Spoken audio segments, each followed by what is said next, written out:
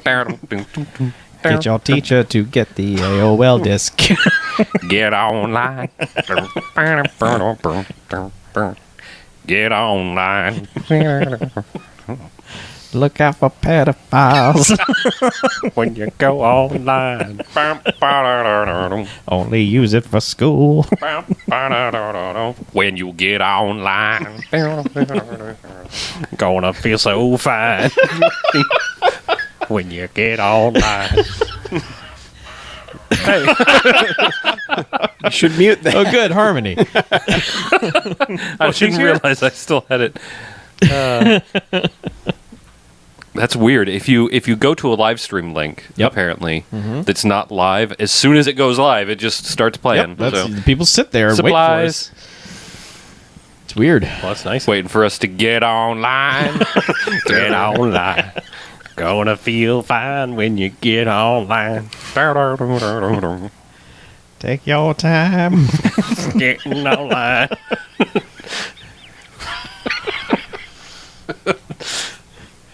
Yeah. The fuck is wrong with us? I don't know, but I tweeted. Cool. Thanks, Chuck. Pardon You're you. quite welcome. Welcome. Appreciate the tweeting. You've got BMFcast. What's pinned now? What do we have pinned now? Something about our bonus, another bonus podcast? Yeah. Oh, Yeah. okay. The bonus podcast. The bonus Wait, we already have one bonus podcast. That's another bonus. The other podcast. bonus. This is the extra podcast. bonus. I don't. Bonus Got Getting online. a bona fide bonus podcast. Oh, dear God. Yes, my child. Whoa.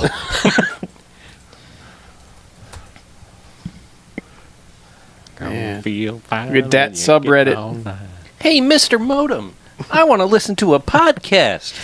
Well.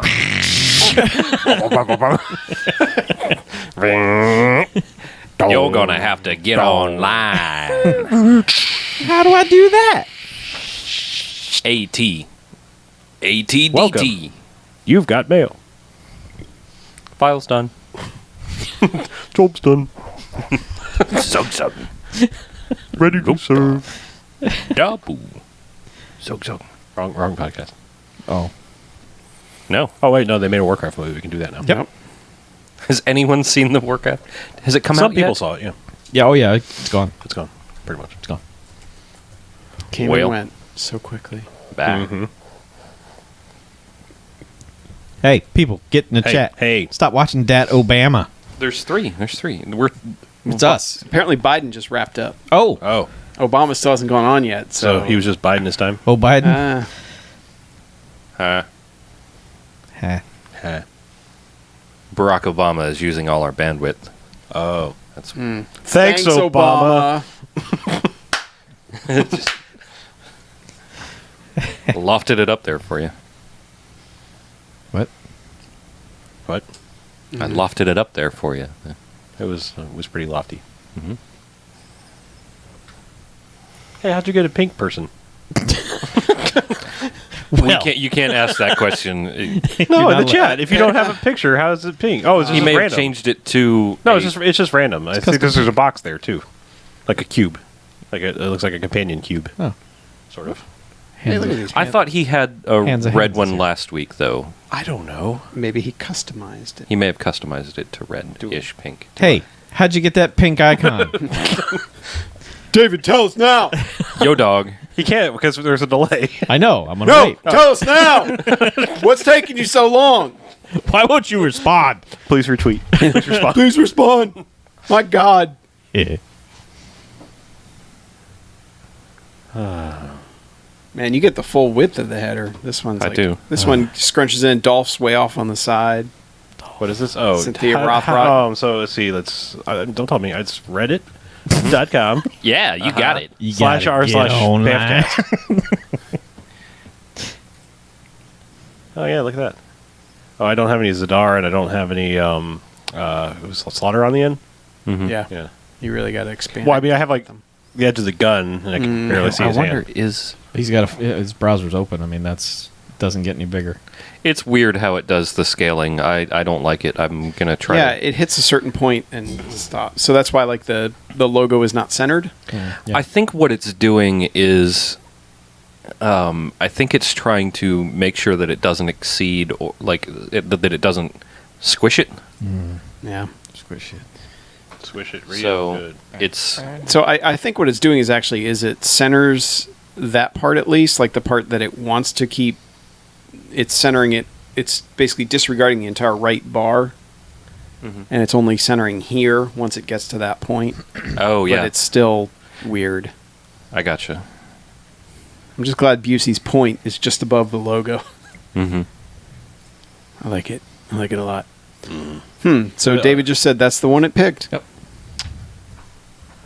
There you go. Well, solve that again. That's kind of like life, isn't it, man? It's just you get what you get. Yeah. You deal with the cards you're dealt. You got to know when to stop singing, or else you'll get flagged. I don't think that's really gonna happen. Uh-huh. Are you sure? There's a whole lot of covers. Yeah. The way not to get flagged is to play it on a ukulele.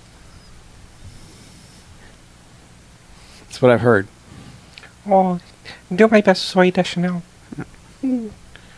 Which is the worst Zoe Deschanel. Yeah, that's pretty bad. That was It's all right. It was kind of closer to Grover. Yeah. This impression is near. This one's pretty far. Near? Far. Hey, yo. Zoe Deschanel here for Tweet ukulele playing. Tweakalele. Hi, Hulk. Hey, Zoe Deschanel here. See, all I can the only thing I ever hear her saying anymore is Siri, is that rain? And Siri going, Is it? Yes, you fucking idiot. Look out a window. To this day, we quote that in our house. Whenever. And that commercial is what, 5 years old now? Yeah. Just when you hear least, yeah. what might be rain outside, Is we just that turn to each It other. sounds like "Is rain. that rain?" If somebody says, "Is that rain?" If somebody says Siri, Or just, is that anything else? yeah, rain. Yeah. Is that rain? Yes. Yes, it is. Delete your account. Wait, whoa, anonymous people writing things on the internet. You're What? not. No, I mean, we all know anonymous people writing things on the internet is bad, but What? both plot summaries are terrible. Yeah, they're really Just bad. terrible. That particular brand of anonymous Yeah. people writing things on the internet. Yeah. But I mean, look, she's a lot of bad things, but it just is like ruthless and racist. It's like, how is she racist? She's No. just not the least bit racist. She's just evil. Yeah, it's just evil. Yeah. She's equal opportunity. Yeah. evil. Yeah, Come on. it's gross. Maybe they're just She's a assuming social justice. a social justice villain. me racist? I'm not racist. I'll kill any black man. I'll kill any white man. I don't care. Line them up and turn the lights out, and I'll just start shooting. I kill equally. So that's sorry if you have no idea what the fuck we're doing. you should should pay a you should probably dollar. pay We a don't dollar. know, fine. Pay a dollar and understand that that joke better. We don't have any idea what the fuck we're doing. We either. don't either. Nah, generally speaking. Only been doing this 6 years. Still 7. 7. We're still amateurs. Yeah. Well, actually, Actually, we're professionals Yeah. now. Yeah. And then the other one is just like it's even worse. It's worse than wrong. It uses way too many commas. yeah. You'd hate. The last sentence, while there, comma, he discovers that the woman wants to run for mayor, comma, and will do anything to achieve this goal, comma, even murder. That's not how That last one commas needs a work. dot, dot, dot. Yeah. Even murder. That's not how commas work. Yeah. I started getting spam mail at Ooh. home, junk mail at home for the LLC. Nice. Yeah. Yeah. Yeah. Apparently, they want us to order checks now. We did get the thing to put the lady with the cast on the wall. You know, like the workers' comp and all the things. Oh, we can do it? Oh, Well, we could if we want to spend $100 Oh, to the get workers' that comp laminated thing. I bullshit. thought, yeah. We just print one out. Yeah. Print a PDF out. I'll just Hey steal- guys, I'll just steal don't the get one at hurt work. while you're here. Okay. Because I'm just going to roll you outside. We need and a say, 0 "He did it days there." since last I accident. need to know what the federal minimum wage is currently. Yeah. It's like 90 We are cents. not. I can't see it anywhere in here, so we are not in compliance. Okay. and do I the have to law. wash my hands after I use your bathroom? Yes. Yeah, I'm afraid you do. So you're getting junk mail. Yes. You're getting junk mail. You're getting junk mail. Got some junk mail. Yeah. Did you not put my address on there? I did. Did you put my old address on there? I put whatever address you gave me. Because remember I asked you right before I did all Okay. that? All right. But we've all gotten different junk mail. That's what's weird. Yeah. Like I got the Apparently, one for they think I'm the business accountant cards. because They probably just were like, BJ, that's not a real person. Oh, no, I put your full name. I had to because it was all legal. I am curious because it's an LLC. How limited is my liability? Pretty If limited. this, if this shit goes belly up, pretty fucking how much pretty am I going to limited. owe? It's like Pretty limited. like really limited. like the company could negligently kill someone Yeah. and you'd be fine. Yeah. yeah, you're not responsible for shit. You know the Disney vaults things when they come out of there. It's Yeah. like more limited than that. Oh, super limited. Yeah. Yeah. Like you had more Okay. responsibility before. Yeah. okay. Well, good. Yeah, Good. because you could take personal responsibility. Oh, yeah. for But any of also the Now I only can limit say- the only limit is your imagination Oh, and my liability. and your life. Okay. All right. I don't understand any of how that works. We should light this candle. this. I just know when it showed up, Jen was like, "Oh wait, what is it?" I'm like, "Yeah, because in order to actually get Patreon money, we have to have an LLC." Mhm. He's like, "Huh? Do you understand what that means?" And I'm like, "Nah." I go, It doesn't matter. Totally don't. Yeah, Look, she's like, if 90% of something goes people, 90% of people that have corporations don't know what the fuck they're doing. No. Anyway. I know, but she's like, well, you know, if something goes wrong, they could like come after us on taxes or whatever. I'm like, but that's limited. Actually, but that's That's exactly why you do it. that's exactly why you do it. Yeah, is so that it protects you on a personal level from. Trust I me, know. I'm They'll come somebody after who the LLC. I walked away from a corporation, just fucking like, just stop responding to everything, and nothing ever happened to me. Oh, did they keep writing you saying please respond? No, like I mean, like we owed money. Well, we not to think that I'm like some scumbag. We You're owed not money. going to incriminate yourself we here, are we you? owed money for really shitty things, like things that we got scammed on and shit like that. Like, so it was like fuck you, just like bye. Like we were leaving anyway, so we're like we're not paying you. We paid people that like we're good. That did stuff. Yeah, that did stuff. We paid good people. People without limits. So they were kind of like the people like at our old employer, where it was like they come in with song and dance, dog and pony show, Oh, yeah. and this thing's going to make your life great. It's going to do all these things. It's making me millions of dollars, And it'll then- only cost you several $100,000. yeah. And then they shell out, and then it shows up, and it's like, oh, you outsourced this to some guy in Russia, and he doesn't offer support anymore. Who doesn't exist. Yeah, and he doesn't speak English. Well, you still owe us money because of this contract. Yep, that was fun. I bet some of that stuff that I worked on, however long ago that was, still never got off the ground. Oh, like Wave 2. Wave 2. Yeah, that's the one I was thinking That of. was yeah. like the most horrifying thing I've ever had to deal with. Man, sitting in those meetings, Yeah, I was either the smartest or second smartest person in that room, and I'm not like a super genius. But Yeah, that like I was sitting there going like, "Why are we doing this?" And they're like, "Oh, it's going to be great." And I'm like, "No, don't. no, No, Yeah. look No. at this." And they're like, Well, no, "Oh no, that's fine. It's going to be taken care of." I'm like, "No, there's no." it's no going to plan be for taken this. care of. It was, hey, Mackie needs to do this in his free time after his 12-hour Right. shift. So yeah, it never happened. And the But yeah. other thing is with the description that came up for us with the fucked up name is actually the best synopsis if you fix the name. You know, like if you take really? if you take that Oh, yeah. wrong fact out, it's actually the best Okay. written synopsis. So I'm fixing it. all right, Just telling you, in case you care. I care. You don't. I do. No, you don't. Only. I'm just so limited glad my liability is limited. It's fairly limited. I wonder what the liability of the corporation in this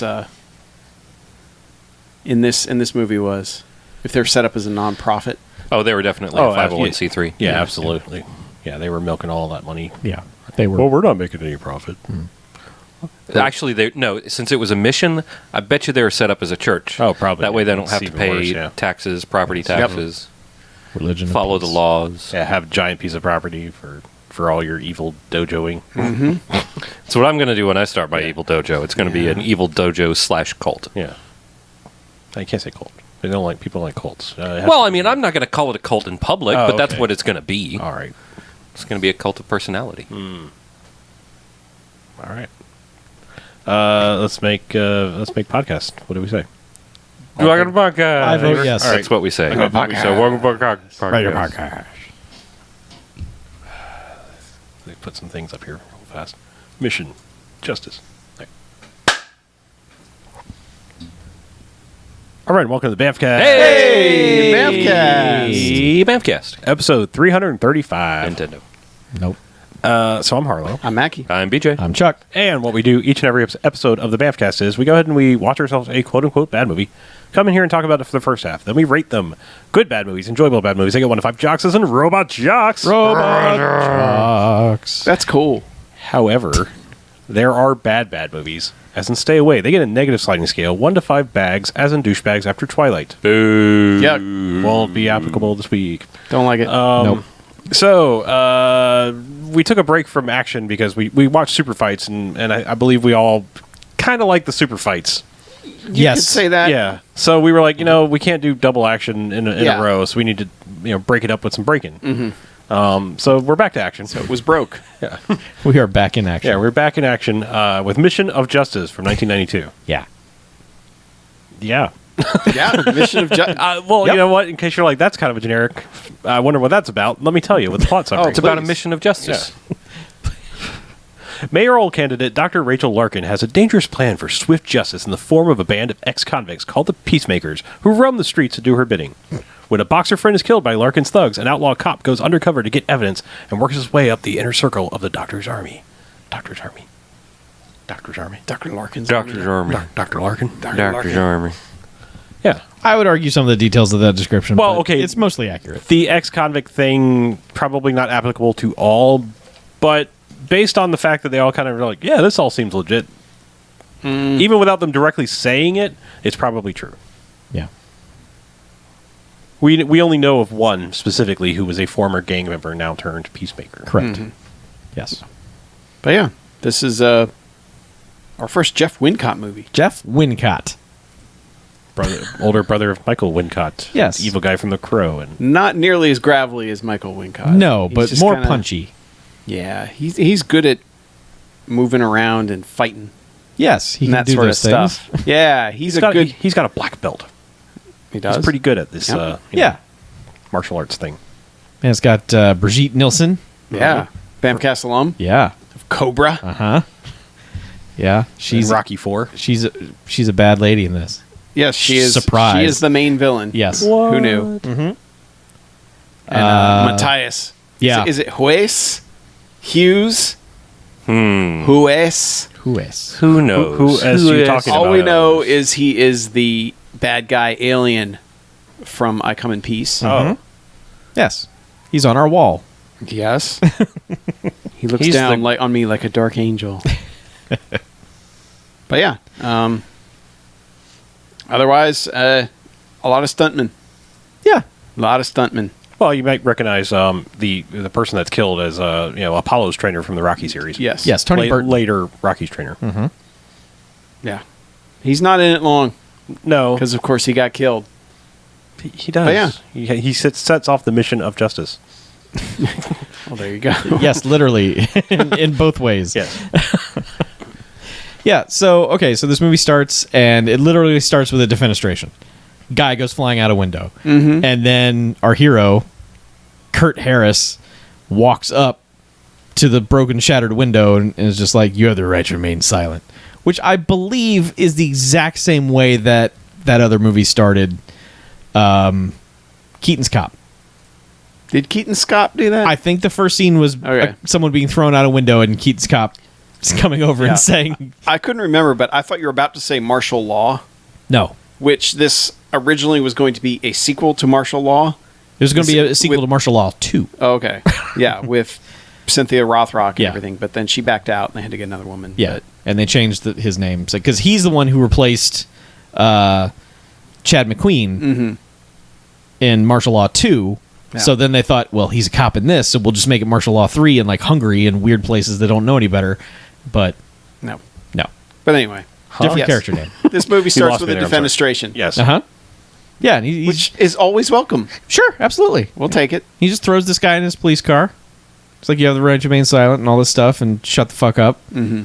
And basically, he's trying to protect this lady because he's an abusive asshole. Mhm. So they take them away, and they eventually get a call. Well, on the way to bringing him to the precinct, they realize that a convenience store is being robbed. Yes, a junior grocery store is being attacked by toughs. Yeah, there's a B&E at the K&A. Yeah, and just I don't know, just dudes in there, generic gang dudes, just like, hey, old man, give us your money and stuff, and they're smashing shit and everything, and so he, our hero Kurt, sneaks around the back, and he takes out one guy, and then he takes the time to put on a delivery uniform. Yeah, and then kind go of in. backs his way in to where he's just like, hey, this will just take a second, and turns around and the guy's like, who the hell are you? The guy he turns around to the head thug that has a shotgun, and it's like, hey buddy, you mind if I finish? I'm almost done. He's like, you're finished now, get out. Get out.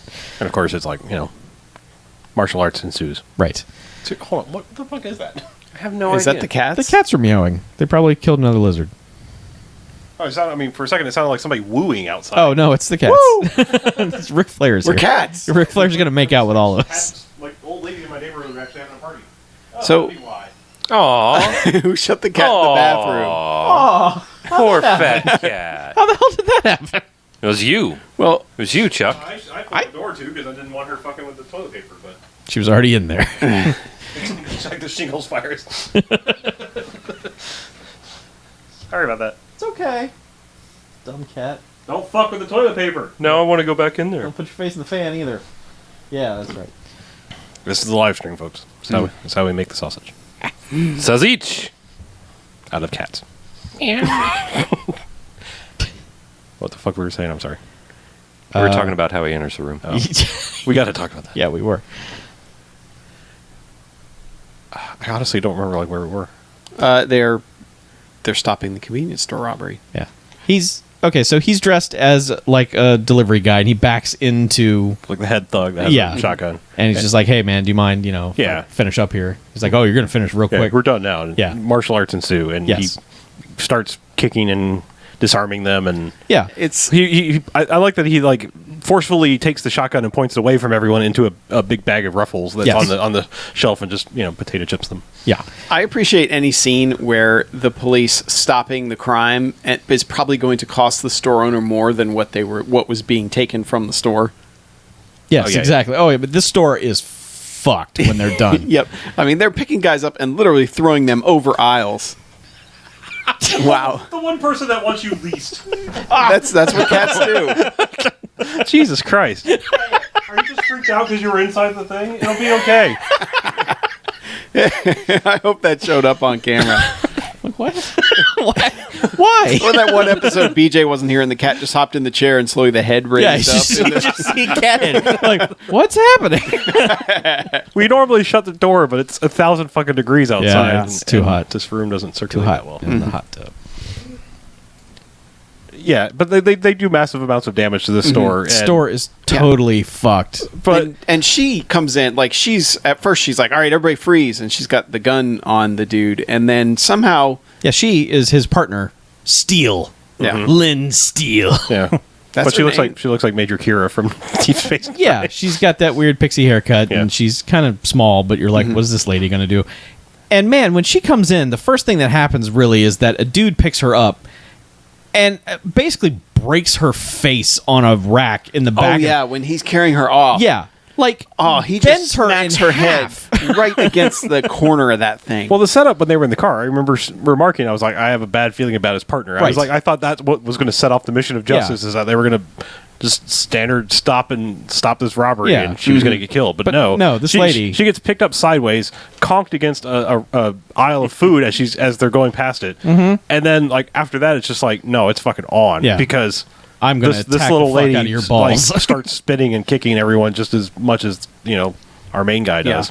She's a fan of her nightstick. She uses that a lot to hit dudes in the balls. He is Yeah. proficient in tonfa. And then she has a routine of, when I'm done kicking your ass, I'm going to handcuff you. She does that all throughout the movie. Yep. Well, because she's a cop. She will spin around and kick ass, and then it's time for justice. And I'll say there's something I appreciate in all the fight scenes throughout this movie is the good guys take their licks too. Oh yeah, Like there's never a fight where they're just like, no, I'm going to wreck all of you. Like every fight, at least they get popped at least Right. one or two times. Well, there's like two different worlds of cinema. There's the Jason Bourne world where like everything is super realistic and like ha ha ha, you're done. You know, like 2 hits and you're down. where people can't take many hits Right. before going And then down. there's this where it's like everybody can, you know, it's like Jackie Chan by the end of the movie. It's like you can take 1,000 hits and still kind of keep going. Yeah. And Yeah. maybe you just need to have someone pick you up and shake you up a little bit, and you're fine. You get back in the fight. But Right, just rub your shoulder a little understand bit. that this is most definitely on the far end of that spectrum. Oh, yeah. In that world of like, everyone can take a hit. Yeah.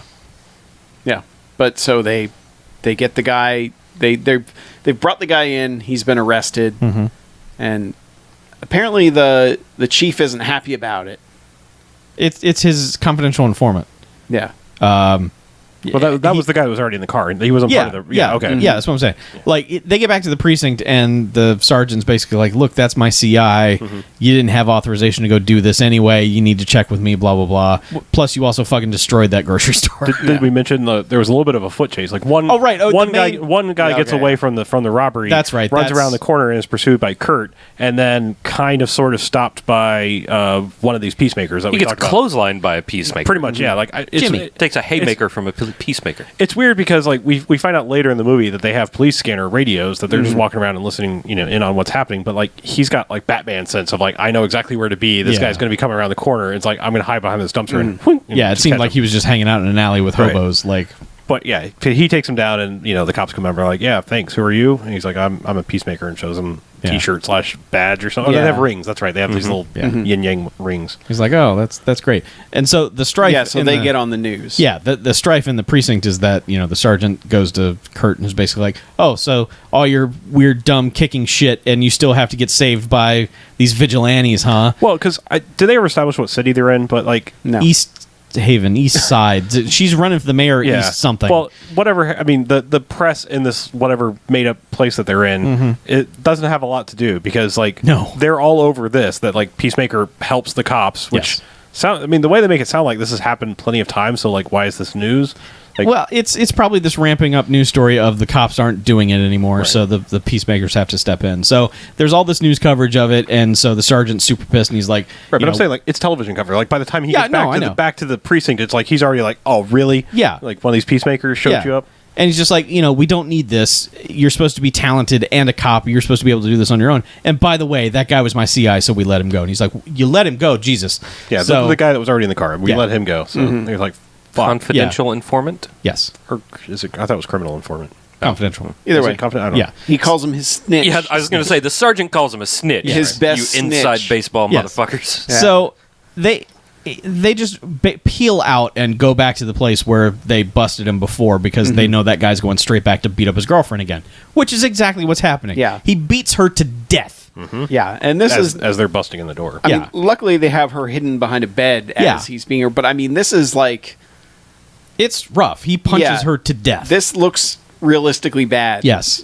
And then Kurt comes in and tries to punch him to death. I mean, he Yeah. just goes apeshit on this If guy. there's one thing about this movie, like compared to most American martial arts movies, punches come fast in Yeah. this movie. This guy has this weird, like, windmill, like it's like it's like that old Atari boxing game where, like, if the left hand is out, the right one's not, and vice versa. Yeah, It's like- he punches like a Rock'em Sock'em robot, Yeah. but it's like someone went into the insides and like put a motor in there. Yeah. So it's just like Yeah.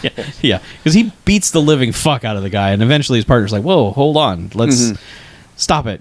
We're cops, and so let's go back, take this guy in." Yeah. And so they bring him back in, and the chief's like, "What the Christ are you doing with this guy here again?" Yeah, and Kurt's not having it. He's just like, "Yeah, well, punch." Yeah. Punches his sergeant. And he's like, "You got well." The sergeant goes, "That's 2 weeks. You just earned yourself 2 weeks suspension." Yeah. And so he elbows the guy. The bad guy laughs. Yeah, He he's goes, like, "Ha and he gets jacked in the face by Wincott's elbow. Yeah. yeah. But it's like he's still like in mid cock from having come back yeah. from the hitting the sergeant, Yeah. and the guy just starts laughing. He's just like, "No, fuck you." Yep.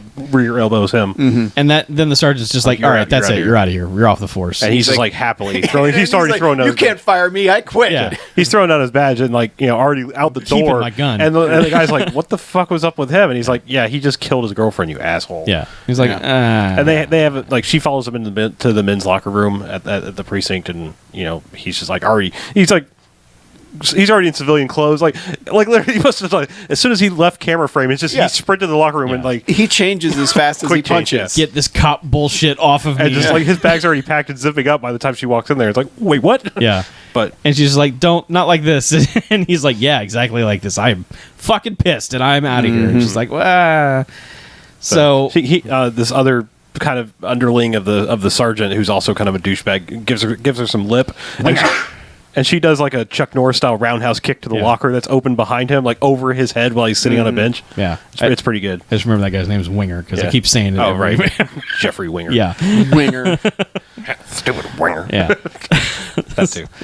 But yeah, so he's pissed, and so he like goes to anger fight with his old trainer, who's the Apollo's coach from Rocky. That's what you do.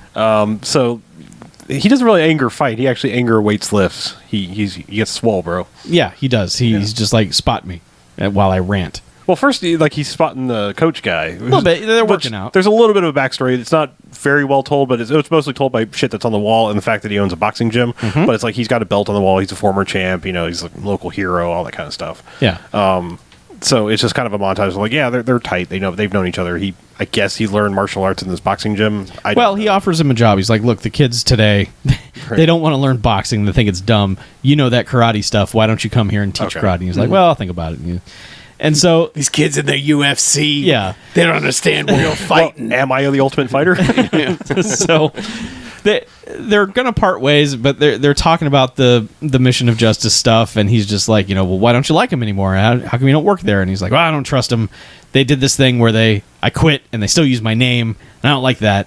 He's like, well, that can't be the worst of it. What's the worst of it? And he's like, I'll tell you later. I'll tell you tomorrow. Bye. Yeah. And I think there's a point where we see him counting up some cash. I think that's right after that. That's right after. Okay. But as soon as he says, I'll tell you about it later, we're like, I'll tell you the most important detail tomorrow when you come back. I'm like, oh, you are so dead, guy. Yeah, that's right, because Kurt leaves, and then it's like he goes in the office, starts counting up some money and like putting it in a bag, and gets a phone call, which we only hear the one half of, and he's like, I told you to get your money, click. And that he goes back out, and like I think he has the sack full of money with him, but someone's banging on the door. Right. Okay. So so that's when Jimmy, the kid that we saw earlier as a peacemaker, comes out. Or no, he was already like working on a heavy bag. He's like, it's time to pack it up, Jimmy. You got to go home. He's like, hit the showers. Like, he's like, I got time for a shower. He's like, I appreciate you letting me, work out here, champ. Even though, I'm working. I don't really get it. Even though you quit the Peacemakers, like, I don't know what it has to do with belonging to a gym. He's still perfectly a peacemaker now. He just works out there. Right, but he was like apologizing. I'm like, I know you left, champ, but and I'm still a peacemaker. But he's like, you're not going to be mad at me if I stay there, even though you had a difference of opinion with the boss lady, right? And they're like, yeah, don't worry about it. My gym is your gym. He's like, all right, hit the showers. All right. So this kind of leads into something I was going to ask. Was Scientology like known about in 1992? Yeah. Oh, like everyone like understood. Okay, because this basically feels like a very thinly veiled Scientology type thing. Yeah, just with more punching in it. Yeah, but they're very much like the whole thing is very cult like. Oh yeah, which kind of seems to explain like why that and if you're out. You're clearly out. The thing with the tapes that comes up later is straight up Scientology because they just basically record you confessing your worst shit and then they hoard that information. So if you ever try to leave, they've threatened to make it go public. Okay. So that's this straight up Scientology bullshit all throughout this thing. So that's clear. So that kind of explains why he's like, yeah, I'm glad you let me work out here. You probably shouldn't. I probably shouldn't work out here, but whatever, man. Yeah. Right. But he's just like, I'm going to go hit the showers and, leaves him. And about that time, as soon as he like leaves the room, I mean, this is one of the movies, it doesn't waste any time. It's like somebody leaves the room, knock on the door, people are coming in, and it's Brigitte Nelson and the her goon squad, her turtleneck goon squad. Yeah. They're all just like, where's the money, Lebowski? Yeah, and we've seen her earlier, like looking kind of normal with long hair. She was in a TV interview when the good press was happening. That's right. But suddenly she has her, Rocky IV hair. Yeah. It's short and spiky and it's her murder hair. Right. Like she has her PR hair and she has her murder hair. Yeah. She clearly murder hairs it up. Yeah. Like bad things are going to go down if she's got that haircut. Right. Yep. So they come in and it's just basically like, come back, no, fuck you. And then the dude Cedric, he's like, let's go. Let's get in the ring. Let's settle this. Well, this is when I Come in Peace alien guy walks in from the back, and he's just like, "No, you will agree to this." And he's like, No. Okay, here, you want a shot at the champ? Let's Yeah. do this. Yeah, let's go. And that's her. She introduces him as his brother, Titus. Titus, whatever. Yeah. I come in peace guy. Yeah. So they get in the ring, and I mean, he's goes full on boxing stance, and you can clearly tell that the other dude is in like a kickboxing stance. And it's like, this is probably not going to go well for you. Yeah, because the one dude, Cedric, is boxing him and punching him a lot, and then Titus is just like, nah, fuck this, and just starts kicking him and kneeing him, and yeah, eventually steps on his hand. Mm-hmm. So, and then he just keeps punching with the left, like he's holding the right down because the right's been stomped, and then eventually Titus like grabs that and breaks his other hand, and that's when he falls to his knees and just screams. Well, he gets him like down, but like palms flat, and I Yeah. think doesn't he like jump up and land both heels on his hands? No, he landed on the first hand. Oh, He did okay. that, and then Yeah. the other one, like he kind of got him like just in the submission hold just and like a pincher broke thing. it. yep. And but the champ just falls down to his knees and is like, and just stares at him for a minute, and he goes, "You broke my fucking hands!" Like he's like, Holding them like all. But he's Yeah. so dramatic. It takes Oh, him like yeah, it's so 30 great. seconds Yeah, to it's say you broke my fucking you broke hands. my fucking hand. but and the whole time he's holding his hands in Yeah. front of him, like, "Look at, I have claws now." And that's What's when Titus wrong with basically you? just roundhouse kicks. Well, yeah, the he goes, fuck "That's out of not him. all I'm going to break." Yeah. and then I thought that's when he killed him. Like he cracks his head and his head snaps back. Yeah, but no, they drag him out of the ring, and Brigitte Nielsen produces a flower and is like, "Take this flower from the Church of Religious Consciousness and join us." And he's like, He gives him "Nah, a roundhouse kick. I'll never join you." And they're like, "Okay." And she turns to one of her goons like, "Give me my murder sticks," and just pulls out dual knives and just whoosh, Yeah, cuts his throat. Yeah, she's got a fancy flair for slicing throats. Mm-hmm. And then puts the knives back in the she's Yeah. bloody. Yeah. Which, Yes. nah, no, bad yeah. form. Dishonor to her family Yeah, doing it's that. bad form. And we'll note that Jimmy is watching. Yeah, like Jimmy has kind of heard something going on, and Well, just I don't poked think he his did head. because he was just kind of like around the corner, like, whoa, okay, Yeah, it was step like, back, oh, what's man. going Yeah. on here? Yeah. He was I think he was hiding kind of in the office or something. It was the locker room Yeah. door. Yeah, He was but going to come out. but he sees everything happen through the window, yeah, and then as soon as they leave, he's like, "I got to get the fuck out of here." yeah. Yeah, he goes over, checks the champ, he's bleeding out, he's dead. It's like, well, he nothing I can do. He runs away, and some homeless guy sees him, which is like just convenience for later in the plot. Basically. Yeah, the homeless guy didn't see anyone else come out of here. But Yep. cops show up the next day, the cops are there investigating, and Kurt comes in, to start his new job, and he's like, "What?" And the sergeant's there's like, "No civilians, get him out of here." And his old ex partner is just like, "I'm down." Wait, was he actually? It's minutia, but did he actually decide to take the job, or did he just come back to get the rest of the I think story? so. I think both. Oh, okay. I don't Yeah, know. he was like, "You Yeah, take he the had job, nothing and I'll better tell to you the do." rest of the story." Yeah. But he's, he It was comes the in- early '90s. When you quit your job, Sure. you still had money, Yeah. so you could just wander around and do stuff for a while before you found another one. Those were good times. Yeah, So he gets to investigate a little bit on his own, and he finds Yeah. the flower that Cedric kicked out of the. but Brigitte she Nielsen's tells hand. him it was a robbery gone wrong. Yeah. They it was bad. They broke his hands, and we'll note that Titus steals his belt. That's the Yes. last thing he does before they fucking kill him. Takes Not he his goes- pants belt, his is he championship takes his belt. because he Championship is a belt. world champion boxer, Heavyweight champion. like literally heavyweight champion boxer, and Titus takes the belt and puts it over his shoulder and goes, "Guess I'm the champ now." Yep. Well- and then they fucking kill that guy. Like that's just he invited wrong. him to Yeah, to I know. he's like, come in and fight me for my Yeah, championship. it was a title match. Yeah. I mean, Yeah. guy said It's it. like the hardcore Yes, belt. you have to defend Still, anytime. that shit's cold. Besides, is they, pretty cool. they actually literally cashed in Money in the Bank. it. Yes. Yeah, but so they've got the belt, which comes up later. Yes, it does. But yes, but it's part of like the cover is that the place has been robbed, and that he got it rough. They broke his hands before they murdered him, and he's just and Kurt's just like, "I don't think so, man." But he leaves. Like the champ was tough. yeah.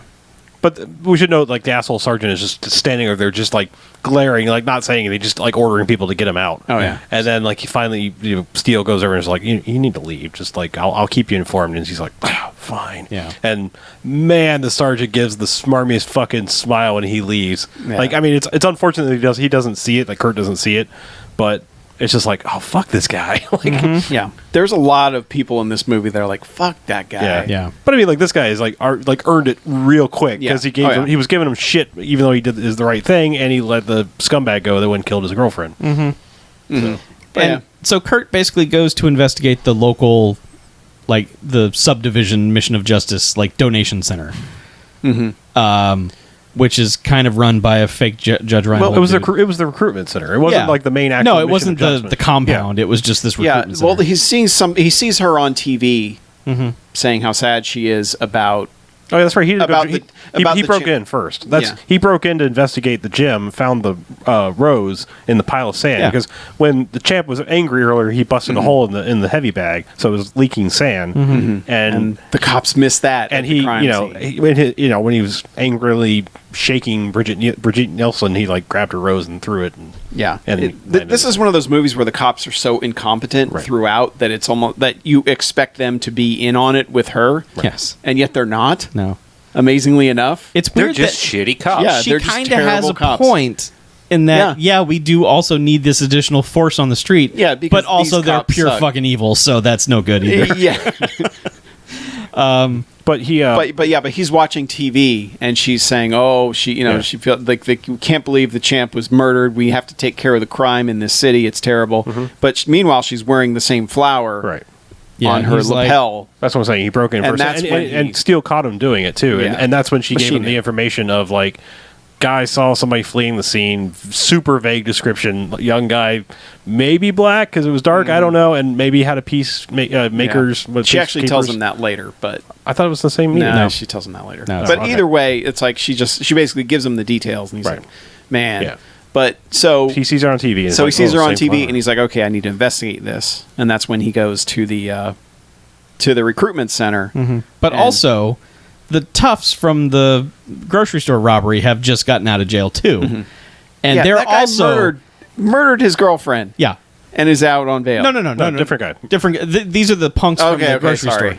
store. They are like, okay, let's go get these peacemaker fucks, and they're also headed to the recruitment center. So Kurt's in there, and he's getting like the weird Scientology tour of like, here, buy this book that you must read, fill out this form.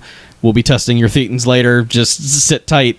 And so then the punks just come in, and they're like, we're gonna fuck you up.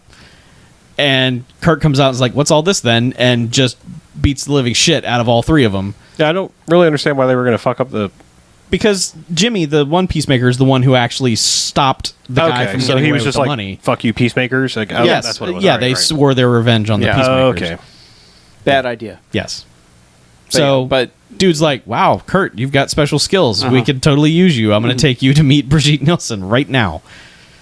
Which they do. He takes her Sign me up. right over there. It's just like, this guy, we got robbed, and this guy, he saved me, and he's really good. He wants to be a peacemaker, so can he be a peacemaker? And she's like, well, probably. I don't know. Let's Yeah, let's interview. let's you. investigate. Let's his go walk through the background. garden and plot things like Game of Thrones. Yes. So they go out for a walk. Meanwhile, like, angry admin assistant of the group is like, I'll get into the computer and look up all the information on him. Yeah, which in like 5 keystrokes and 2 mouse clicks, it's like, okay, he has like $4,320 in the bank. Yeah. Here's his credit He's score. got Yeah. a mortgage score of this. I blah, blah, appreciate blah. that the first thing they do is check his bank account Yeah. balance. Right. It's like, oh, how much does he got? Yeah. He had like, what did they say? $12,000 $12,000 in the bank. See, No, it was That's the like early $1 million 90s. in 90s money. Yeah. No way. It was the Cop early man. 90s. That's why he wasn't too concerned about getting a job. No, was he had like, all that "Man, money." I got at least 3 months sitting in here. Did we? Yeah, we It's saw like his a place. year. Yeah. Yeah. Yeah. So It's a shitty apartment. Right. It's no big deal. But Yeah. I guess he's all that money he's saving on rent, and he put into his bank account. But he straight up tells Brigitte Nielsen, like, yeah, I used to be a cop, like yesterday. Now I'm not a cop anymore. And she's like, oh, that's very interesting. That might come in handy. Meanwhile, And, people are running out like, hey, you know, he was a cop. he's a cop. He wasn't. They're actually no. They say it in the past, and it's like he was a cop, and she's like, yeah, no, he told me that. Yeah. Well, no, the computer says. yeah, they think that he's still a cop. The computer says he's still a cop because, you know, who the fuck updates the police computer every day? Who the fuck updates their account balance in 1992 on the computer? Hey, Man, they Scientologists have a connection to the Yeah. to the bank. Right. I'm sure it was still kind of mostly paper back then. Is all I'm saying. it might be true. Yeah. But- But either way, they freak out, and she's like, "No, it's good. He told me all this. So, But then they're also like, this might come in handy. and so, yeah, they let him start training. Yeah. Is that when they sent? They let him train first, or did they set him out on the fake mission to embarrass the cops to get that front page story of cop quits? Oh no, Police they force. immediately send that story. Yeah. Because her whole thing is, trying to get elected as the mayor, Right. which, and her press guy is controlling all the press in the city. So they can get a front page story that says cop quits to join peacemakers. Yeah. And they're like, this The is next greatest. day. Yes. Yeah, because everything to them is some kind of spin for a story. Yeah. But they let him train. They have they do stretches and kicking out in the front lawn, and Yeah, we meet an analyst. Pretty lady comes out and does stretches like seductively right in front of him for some reason. And he's like, "Oh, yeah, that's yeah, I mean, it's really just it's an excuse to like, oh, maybe she knows some martial arts besides just being the one who runs the Thetan meter, Right. because there's going to later down the line, it's like the E meter. Yes, I know. yeah." Oh, I said theater. Oh no, it's actually called an E meter. I know. You know, I know. I know. I know what I know. All right. Yeah. So there's like they're sparring, like they're doing karate sparring and stuff, and man, this one trainer is just beating the fuck out of this other person. Oh, yeah. Who like dared to kick the trainer during this. Well, and at least this dude, when getting kicked, is selling the kicks. Yes. Like he's getting hit, and then all of a sudden is just doing like, okay, I'm going to spin as many times as I can before landing. There's a lot of that like weird like wrap a wire around somebody and just pull it real tight so they spin like 980 degrees when they get kicked. There's a lot of that in this. Then like the teacher puts someone in a hold and is like, this hold's impossible to get out of. Yeah. And Kurt's in the back like, "Pfft." Well, Kurt goes, I once thought like that. Yeah. And everyone's like, ooh, He's like, oh, what? come on up here. Let's show me. And he gets right out of it. Oh, yeah. Kurt Harris, you're the next contestant. Yeah. Peacemaker beatdown. So, I mean, And as this is happening, it's almost like super fights, kind of like where the Vince McMahon guy was just watching through the window, like, oh, this is good training. Yeah. Like Brigitte Nielsen happens to be walking by, and she's like, it's going to take more than that move to join the Peacemakers. it's like, what? What do you mean? It's like, really? Because you've kind of let him go pretty far on really nothing at all. Yeah. Is this when she takes him down to the basement? Yeah, it's pretty much like because we were all like, dude, he's been here like a day, and they're like, all right, you're ready for the initiation ceremony. Yeah, she's basically like, it's going to take more than that. Come with me. Yeah. And it's like, here's my evil underground dojo. Yeah, they go down this big sinister elevator into this big sinister basement, and she's put on this weird white Nazi jumpsuit. It's really weird. Like, I was kind of wondering, like, I'm 99% sure she was not wearing that when she did the The drive-by. She was wearing her absolutely not. public relations. Did she have like a Batman pole where she just changes as she goes down? Maybe she had a Yeah. locker room right nearby. She was like, "Hold up a minute." Yeah. Yeah, Or maybe And the elevator was so slow, honestly- like a Mass Effect elevator. yeah. But you get there, and this feels like a scene from a different movie. A little bit. Well, this is like the first reveal of this place is fucked. Like, Yeah.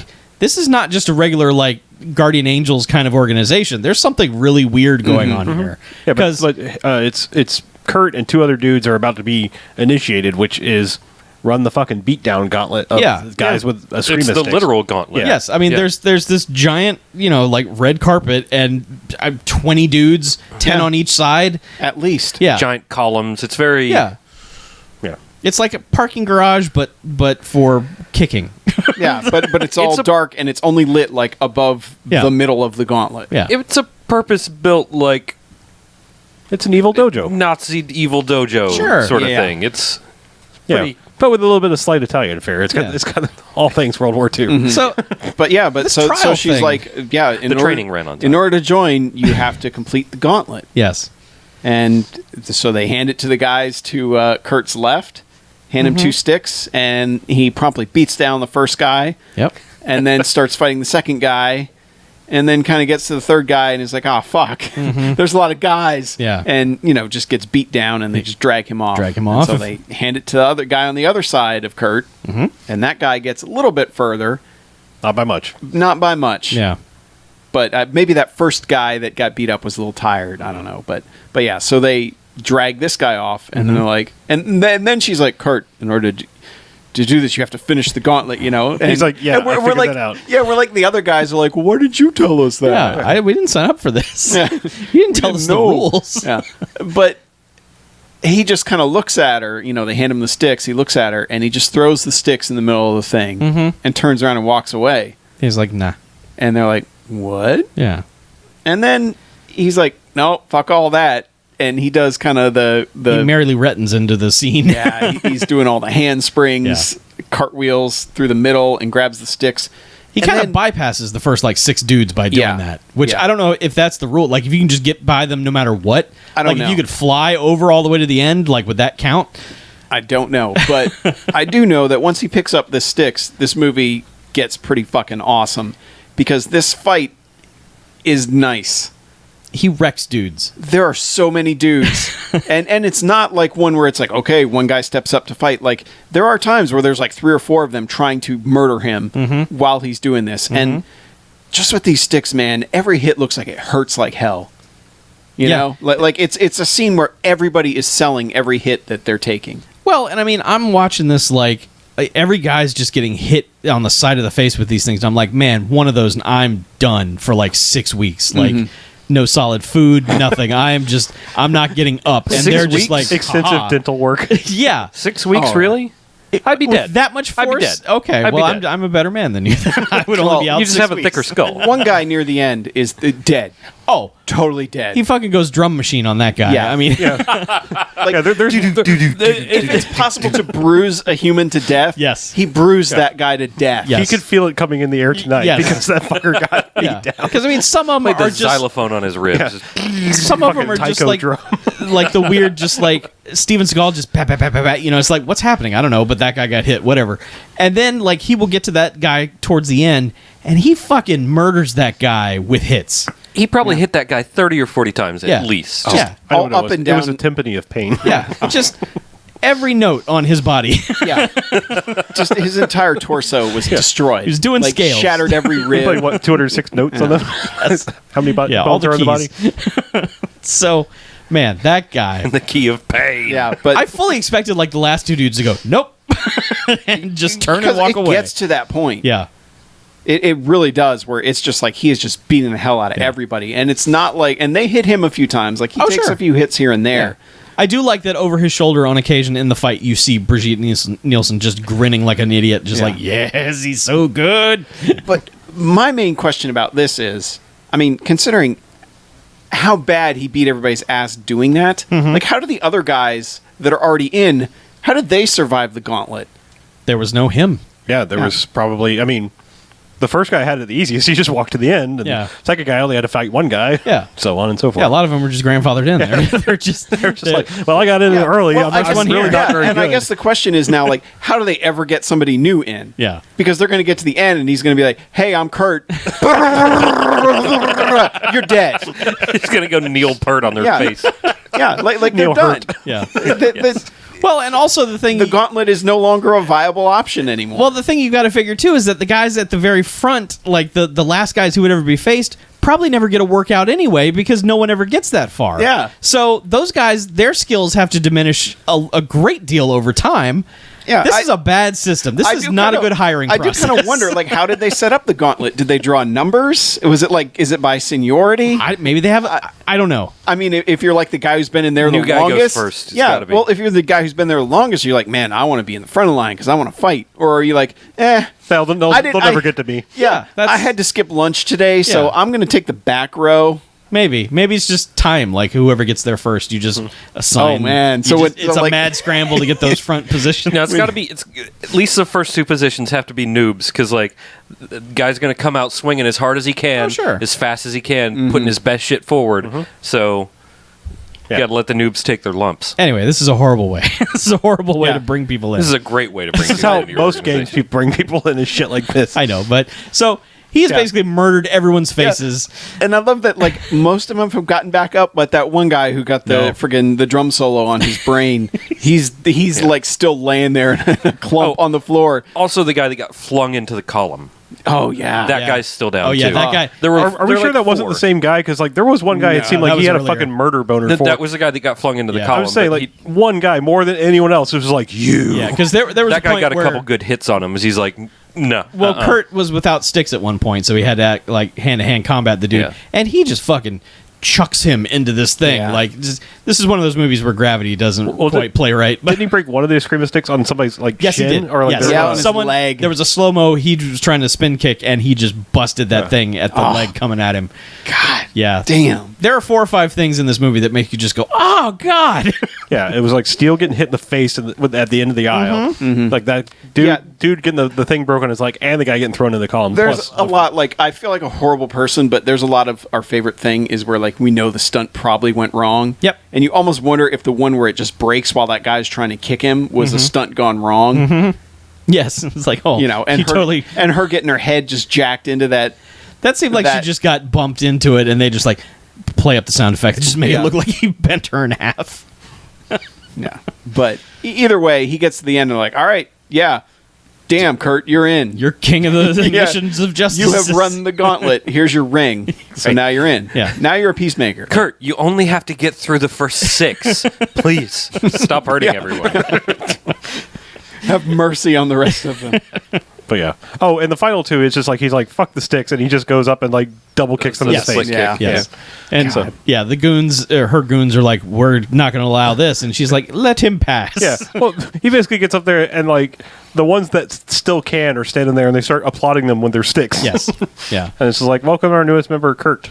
But this starts the whole process of like, she's totally on board with him. She's just like, yeah, he's awesome. He's going to be my number one. It's fantastic. Meanwhile, everyone else in the organization is like, this fucking guy, don't trust this guy. Well, He's her- too good at things. Well, the entire organization is just shifty as shit. Yeah, they all are. the time. She's got her one office dude who I'm assuming is her campaign manager. Yes. Yeah. It's just got the highest, most smarmy hair possible. Uh-huh. Like Yeah.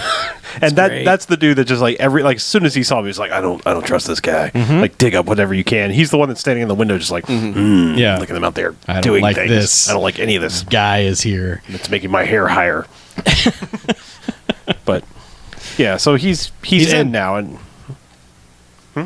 He's in. yeah, he's in Yeah. now, and So now he's just on the prowl. yeah, I think they go stop some crime, like some basic crime first. I think there's like one quick outing where he meets up with.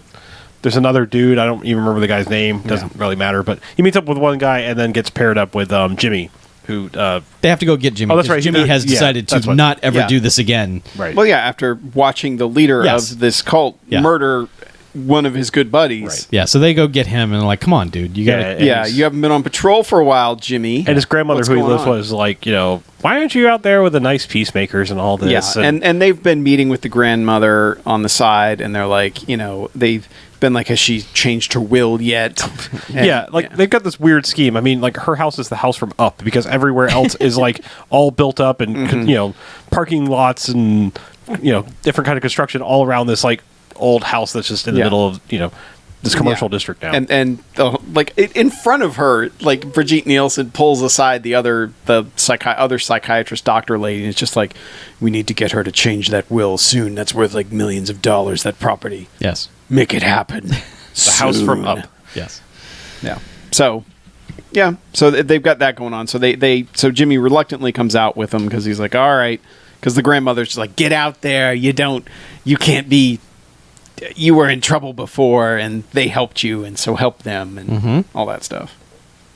And he doesn't want to tell anybody about what happened. No. But yeah, they eventually stop a drug deal. They stop because a they drug get it on the deal. radio because Steele has to go out on patrol with the chief. Yeah. Yeah, she's not really hiding her pleasure of that. She's like, She has. it's a real honor to have you here, sir. He's like, is it? He's like, yeah, we never see you on the streets anymore. Just like, Yeah. Ever. And he's like PR. Yeah. It's a PR thing. Let's go. Yeah. Yeah, because they get a call that there's a drug deal in progress. So they're all converging on this drug deal where, okay, so it's guy opens briefcase and is just like, let me taste your cocaine. And he spoils it by opening it. This is and exposing it fantastic to the air. cocaine. I would like to buy some from you. And And they just come out there like, freeze! well, We're so arresting you.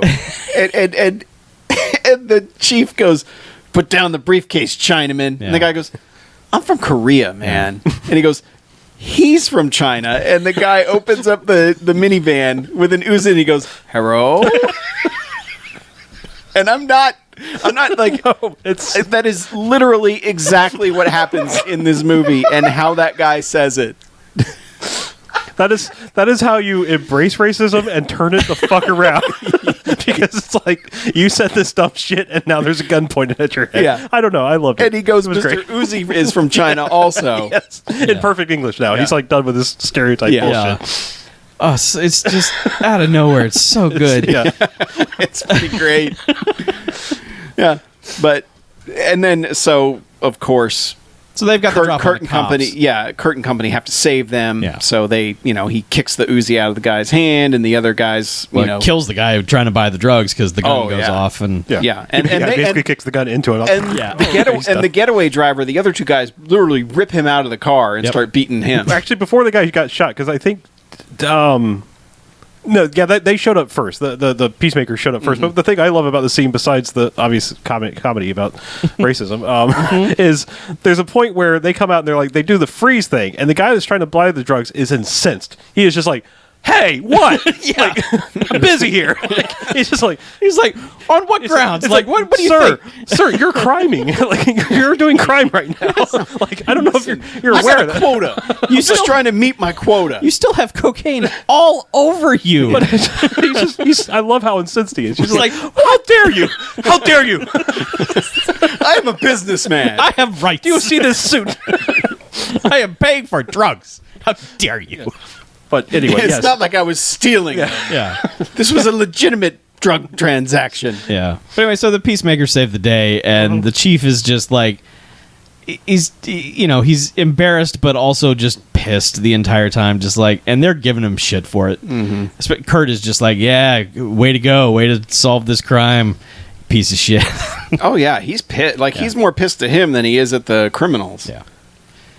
And his old partner shows up, and she's just like, "So you're this now? You're Peacemaker now? This is what you're doing?" He's like, "Yeah, got to do something. Yeah, I need a job. yeah, I he can't live on he can't say $12,000 anything. forever." He can't like let in on what his real Yeah. plan is because the other Peacemakers are around. Yeah, he's He just doesn't like, trust "Yeah, I'm them going to yet. do this now, so see you around."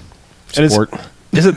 Where does he get the information about that? There was actually. It seems like it comes really late that it was a witness to the murder, because he kind of sort of. She follows him back to his apartment, or later that night Yeah. he comes home and she barges in and is like, "Hey, what the hell are you doing being a Peacemaker?"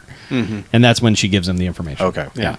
Because like very next step is like the guy that worked at the recruitment center for whatever reason is walking around the streets with a bucket, for donations for this. It says Mission of Justice on it. And everybody is putting money in the mission. Oh, yeah. They're like, they love the Mission of Justice. Like, great. been buying the propaganda so bad. Yeah, apparently, like that's the secret is like walk around with a bucket. Don't ask people for money because man, like everyone on the street is like, "Here, take my 20." Yeah. And he Because walks this up is the on '90s. We have lots of money. Yeah, exactly. Everyone has money. But he goes into this auto body place, which we have already seen as like a chop shop. It's a chop shop. I mean, it says something automotive on it, but like we've already seen a scene where like, "Hey, don't chop that one, just paint it and get it to this guy." Yeah. And he's knocking on the door. It's like, "Hi, I was asked to collect an extra donation, from our generous supporters this month." He's like, "Buzz off," and they push him down and knock his money everywhere. It's a lot harsher than buzz off. Right. It's like, I'm not paying you any more fucking money. Right. Yeah. Push. But they push him down. No, he calls somebody else to come over and push the guy. He's like, that's right. Throw this guy out Yeah. of here. And it's Well, like, the guy that wasn't even in there. The guy was going to answer the door with a double barrel shotgun. Yes. You fucking He calls idiot. him and he's like, "Don't answer the fucking door with a shotgun, you Yeah. idiot." But anyway, like he pushes the guy down, and again, like another great reaction of like just completely incensed by this, and he's just like, "How dare you? We will not stand for this insolence." I'm going to report your insolence to the doctor. and it's like, what? Are you going to duel later? What is this? Of course, this means war. Yes, exactly. I demand But satisfaction. he promptly goes and sees Brigitte Nelson, like He's like, hat in I hand. was collecting money for you, and the man pushed me. Man, pushed me down, and money went everywhere, and some blew away. I'm sorry. And she's like, no, thank you for Oh, telling me. I Yeah, appreciate we'll take that. care of it. Yeah. And there's like literally, like she's got this big goofy like politician smile on her face. The door shuts behind him, and she's like, "Go and get them." Yeah. Yeah, so they basically send Harris and, let him pick his squad. Yeah. Now, we skipped a little something. Okay. because they sent him, and that I know it was earlier because of what happens after he goes there, but he gets the tape of what happened with Fuck, the I coach. forgot all about that. 'Cause Yeah, it's there's so a boring. whole scene where he gets back and he's trying to sneak into a place, and I Come in Peace guy is like, "What are you doing here?" Yeah. And then they try to give him the mind zap, like the brain scanner thing.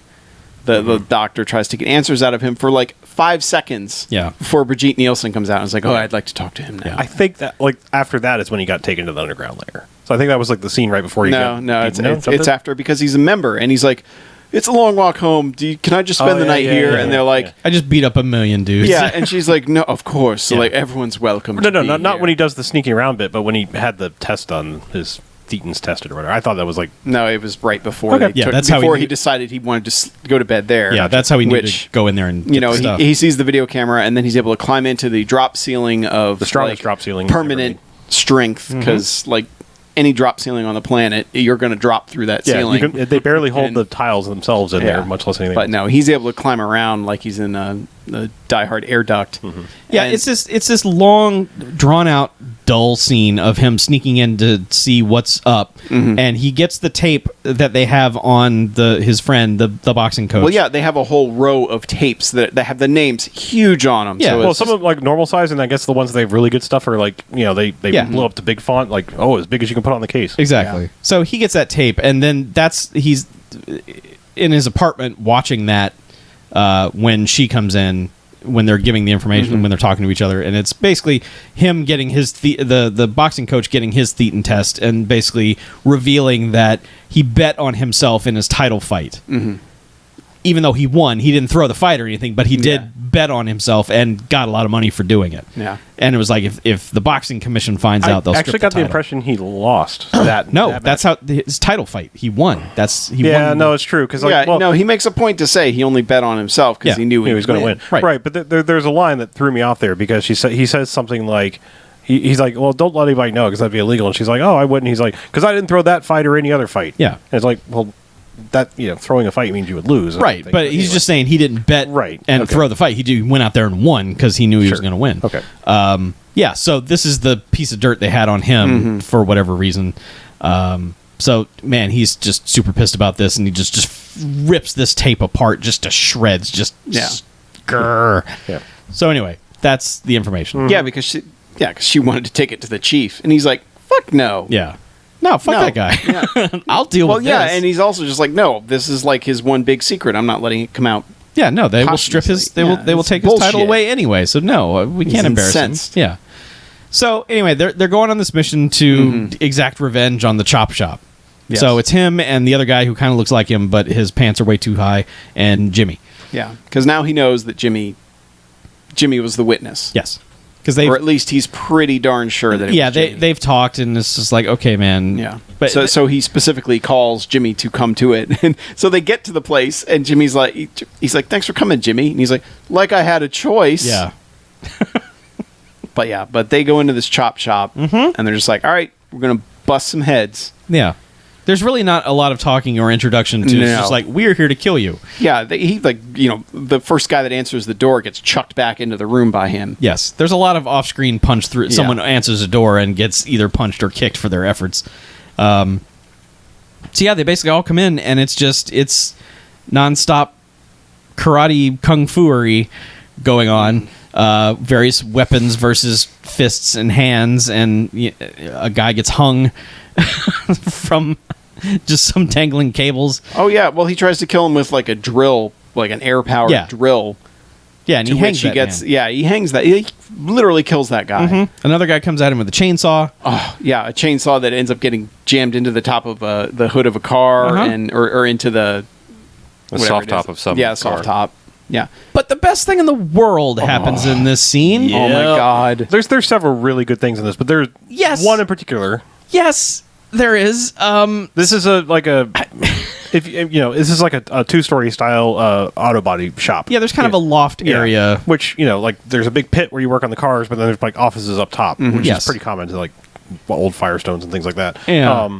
So guys up on the top, and it's mid-fight, and he's just like, I'm gonna, tag in, come from the top rope, and comes right at Kurt, and jumping from the top, and he just reaches up and kicks straight at this guy. Now, it's clear. It's clear that for the fact that of human, like, would we allow this in a movie to happen kind of thing, that the guy's on some sort of wires. Sure. I'm not saying that it's clear it's on wires because like that makes it sound like it's done poorly. No, Because I it's didn't done. see any wires. It's done really, really well. We watched it but twice. This guy jumps down, gets kicked, and just like collapses / flies across the room into a pile of open, like canisters and shit. yeah, It's unreal. It's fucking glorious. I mean, Yeah. like, I haven't seen this before. Yeah. Like, I've never seen this before. Right. Like the closest I can think is like there's something semi-similar in the Raid, like the first one, but not like this. Okay. Not like this. That guy gets fucking wrecked. I mean, it is the fourth moment in this movie where you're just like, oh God, that is the Yeah. man has been murdered. just but just the way that guy like almost seesaws on the point where he gets hit. Yeah, it's the whole like theory of an object in motion stays in motion goes nutty at this point because it's just like coming down and nope, front flip over into garbage. So yeah, a lot of dudes get wrecked during this scene. Chainsaws, pipes, Yeah, guy gets hung. yeah. It all goes bad for everybody, but the three guys survive, but the cops show up because obviously Yeah, cops show up and they arrest him, and Kurt's just like, "This is bullshit, man. We didn't do anything." And it's like, as he's walking by a guy, he just hung. He's straight up he's hanging fucking there in the middle of the room. beat the shit out of this guy and hung him. And the chief is just like, we will come up with a list of charges Yeah, for you it's people. Murder? Yeah. Maybe you can hang that one on him. Get it? Yeah. Yeah. So they arrest those three. Yep. And this is kind of when Kurt figures out that Jimmy really knows what's up because Jimmy is just pacing back and forth in this jail cell, freaking out. Yeah. He is freaking out. And Kurt's just like, hey, just calm down. And Jimmy's like, I she's evil, blah. And, doesn't come out he and doesn't say really it. But say that. But no, he's like, man, you knew the champ, huh? And, Yeah. and he's like, Oh, yeah. he's super defensive. He's like, why do you care? What? Well, yeah. Well, at first he's like, yeah, I knew him, and then he's like, man, it's weird. Nobody cares about him getting killed, and he's like, hey, you son of a bitch. Yeah. And- Yeah. That's what I think he basically like lays his card. He's like, look, I was his friend. Like, I'm his friend. Like, Yep. tell me what happened. Yeah, but he goes about it the right way, where he's kind of like, yeah. Oh, wait, no, he doesn't weird- confess that until after the grandmother's dead. That's right. It's only like, Yeah. he Right. had He's this opportunity here, but venting. Yeah, but but not- he's doing the whole, man, it's really weird that nobody cares and nobody's looking into that, huh? Yeah. Yep. But yeah, so they get released, and this is the part where she's just like the chief is just like, yeah, you're a piece of crap. I don't like you. I'm never going to work for you. And she's like, of course you're not. I'm not going to have you as my police chief. Kurt here's going to be the police chief when I get elected because I don't understand how government works. Yeah. I'm- That's right. Brigitte Yeah, Nielsen if has I'm, come if to I'm the elected jail. mayor, I'm elected dictator of the city, right? well, Yeah. the mayor does kind of heavily influence the staffing of the police. I mean, They still have a hiring Yeah, process. you still have to elect a sheriff. right. The there's- sheriff's supposed to take care of it, but I mean, the mayor controls their budget and all that, so they kind of do have. I mean, whatever. I watched a lot of Yeah, The Wire. The mayor is important. Yeah, but the way she presents it is Yeah, just I like know. the day I step foot in office, Sure. you're fired. Yeah. And he's the new chief. But so it's not long after this that the goons who just don't trust Kurt at all have okay, so the tape Yeah, library while he was man- in jail. Yeah. they found that the tape was gone. Right. So And they went to Kurt's apartment and found the torn up tape and also the picture of him with with the, with Cedric. the champ. Yeah. And they're just like, "Oh fuck, this guy is here to he's undercover. God damn it. So we have to take care of this." Yeah. I think at this point they've already murdered the grandmother. I think they Yes. they went and snuffed her out in their sleep. Yes, while they were in jail. Yeah, because they had the will. Right. Yep. and yep. and the way. Yeah. Yeah. Yes. Also, the chief goes out to his car at one point, and I Come in Peace is just in the back seat, and just goes, "Hey, snap." Yeah. It is a really I like didn't even say, hey, just Yeah. I mean, we find out very quickly why they did this, but it's like it all feels wrong because like that's not how this guy needed to go out. Yeah. Like, Yeah, if he and- need to go out at all, I mean, I think you just kind of need to get clocked a little harder. yeah, there was very much a setup for you're a loose cannon, but you get the job done. Right, Welcome back, Kurt. yeah. That sort of he thing. needed the reporter guy from the end of Die Hard. Like Yes. somebody walk out and just Yeah. Yeah. But So he dies almost off camera. yeah, we had to rewind it because like, wait, was that the chief? Yeah. Because the scene is really dark. So Jimmy's gotten home, Mm-hmm. walks in the door, and I guess the front door is connected to his grandmother's bedroom because he immediately is just like, no. Yeah, they just show the exterior of the house, Yeah. and you hear the no. So Jimmy's now aware of that. They've sent Kurt out to buy supplies and to bring them to a certain place. Yes. For something they need tonight. They have an emergency thing they have to go do, and it's like, hey, we need some stuff. Go here. So he does go there, and it's just his chief tied up to this post, dead, and the cops are. Winger is there immediately, just like, hey, Kurt, God damn it, yeah, stop. why'd you kill the chief? Yeah. Kurt? And he's like, no, I didn't. Yeah, these fuckers basically just like pulled off a Joker plan here. Yes, from exactly. Dark Knight. Like, Yes. what? It's like, obviously what Batman is evil fucking now. coincidence is this? Yeah. Like, as soon as he's like, that's, oh shit, that's the sergeant, and, big lights on him. Uh-huh. Hey, it's you. Freeze. Yes. And he runs away. He runs away and Yeah. goes to Jimmy's house. And Jimmy's just, they killed my grandmother, man. Fuck everything. Yeah, this Yeah. is basically, he's like, what are you doing in my house? You're here to kill me. Ah! And he's like, no, wait. chill out. Champ was my friend. I believe you saw the murder, didn't you? And he's Yeah. like, yeah. And Yeah, he's I totally like, did. he's Brigitte like, Nielsen did I need you to testify. And he's like, he basically grabs him and shakes him into agreeing to testify. Testify! And that doesn't really matter because, like, right after that, the two goons, the turtleneck goons, have basically snuck in and like knock him out from the side, Yeah. side or whatever. Yeah. And they're about to drag Kurt away. And they're like, he's a cop killer. Just leave him be. Yeah, so And they they- leave To him which there. we hear sirens. Right.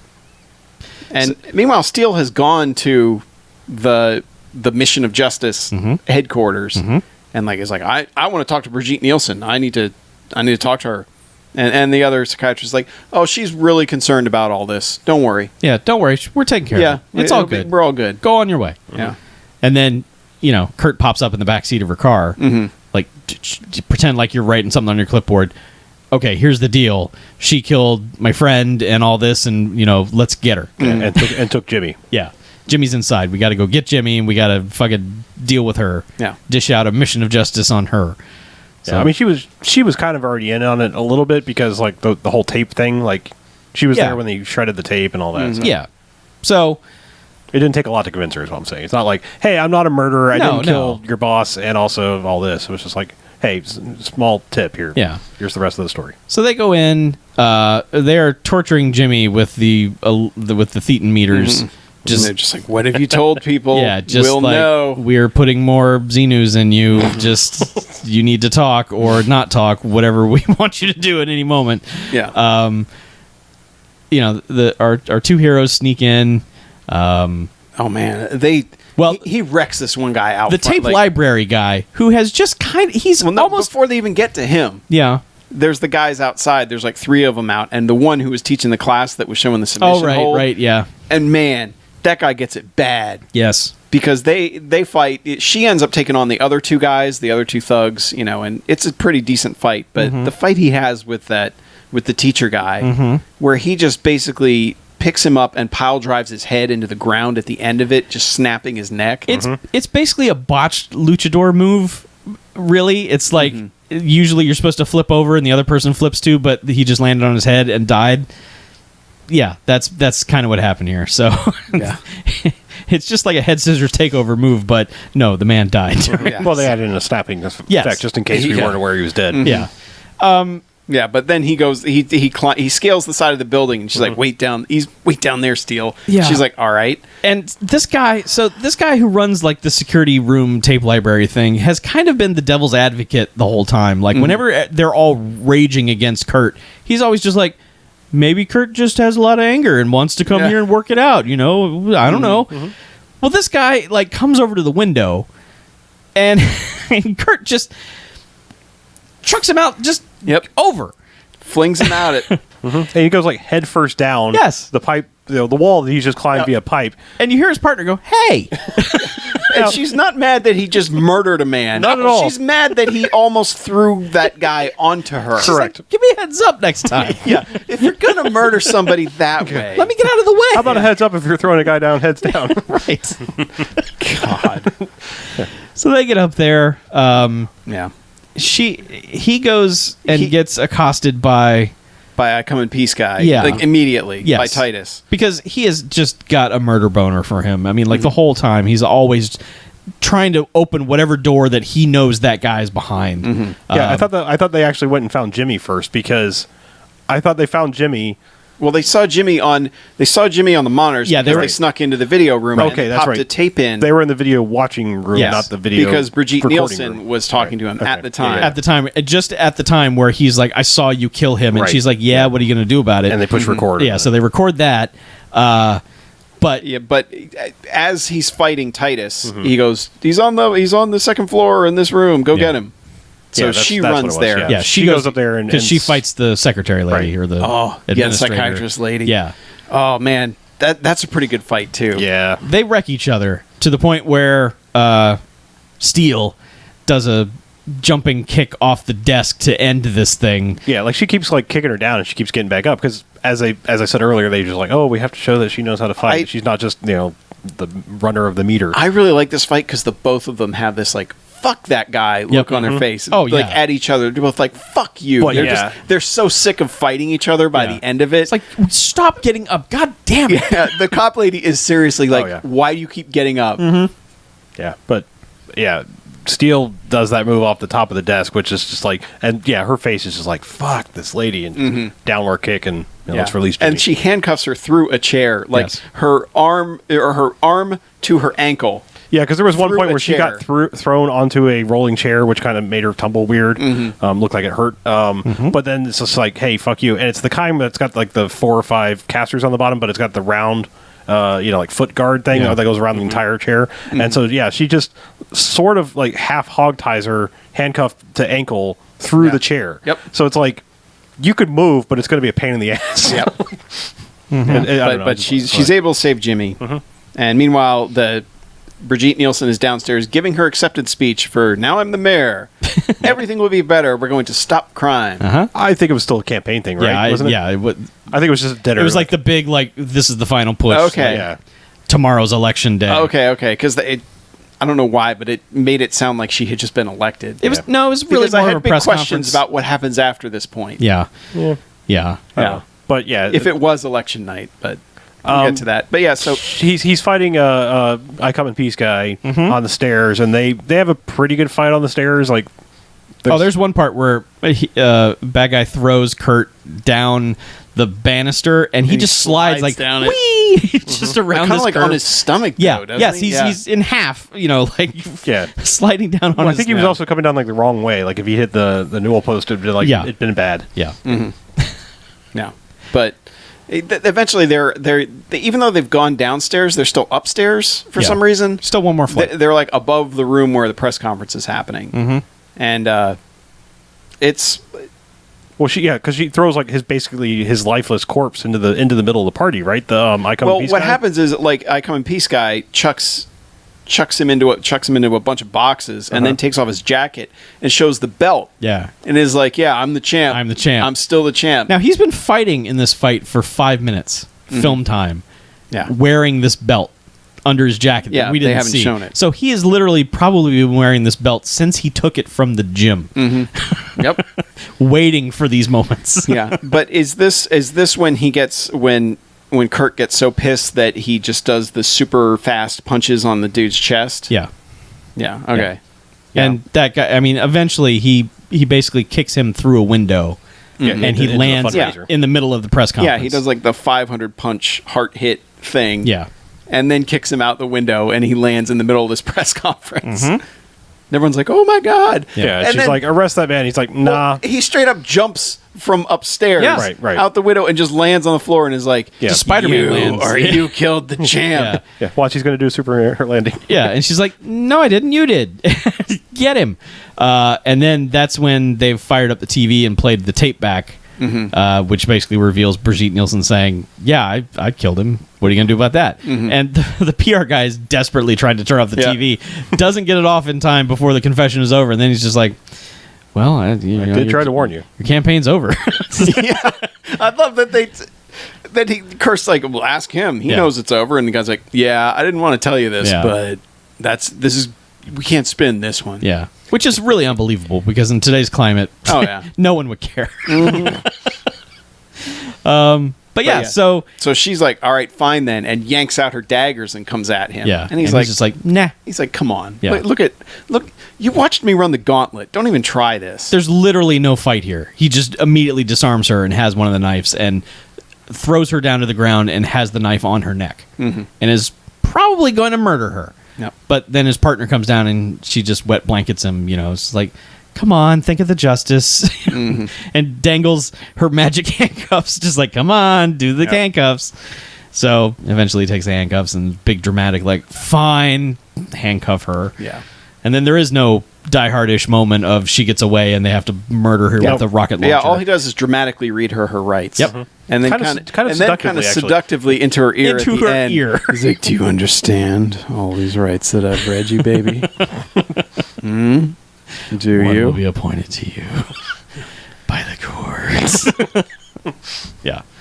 Yeah. That's basically it. I mean, there's nothing else. You don't exercise that right. It's just pull out of this press conference thing and the credits play. Yeah. Yep. The end. Yeah, and Steele basically brings him back on the force with whatever power she doesn't have. She just basically says, okay, you're my new partner. Yeah. Yeah. Well, I mean, Sergeant's dead, so I don't know. It's martial law, maybe. I don't Yeah. Yeah, okay. Maritime rules. Sure. I don't know. know. Bird law. I don't know how it works. Yep. Hey, you can't call them birds anymore. Oh. No. Oh, Broad law. Yes. The broad law. broad law.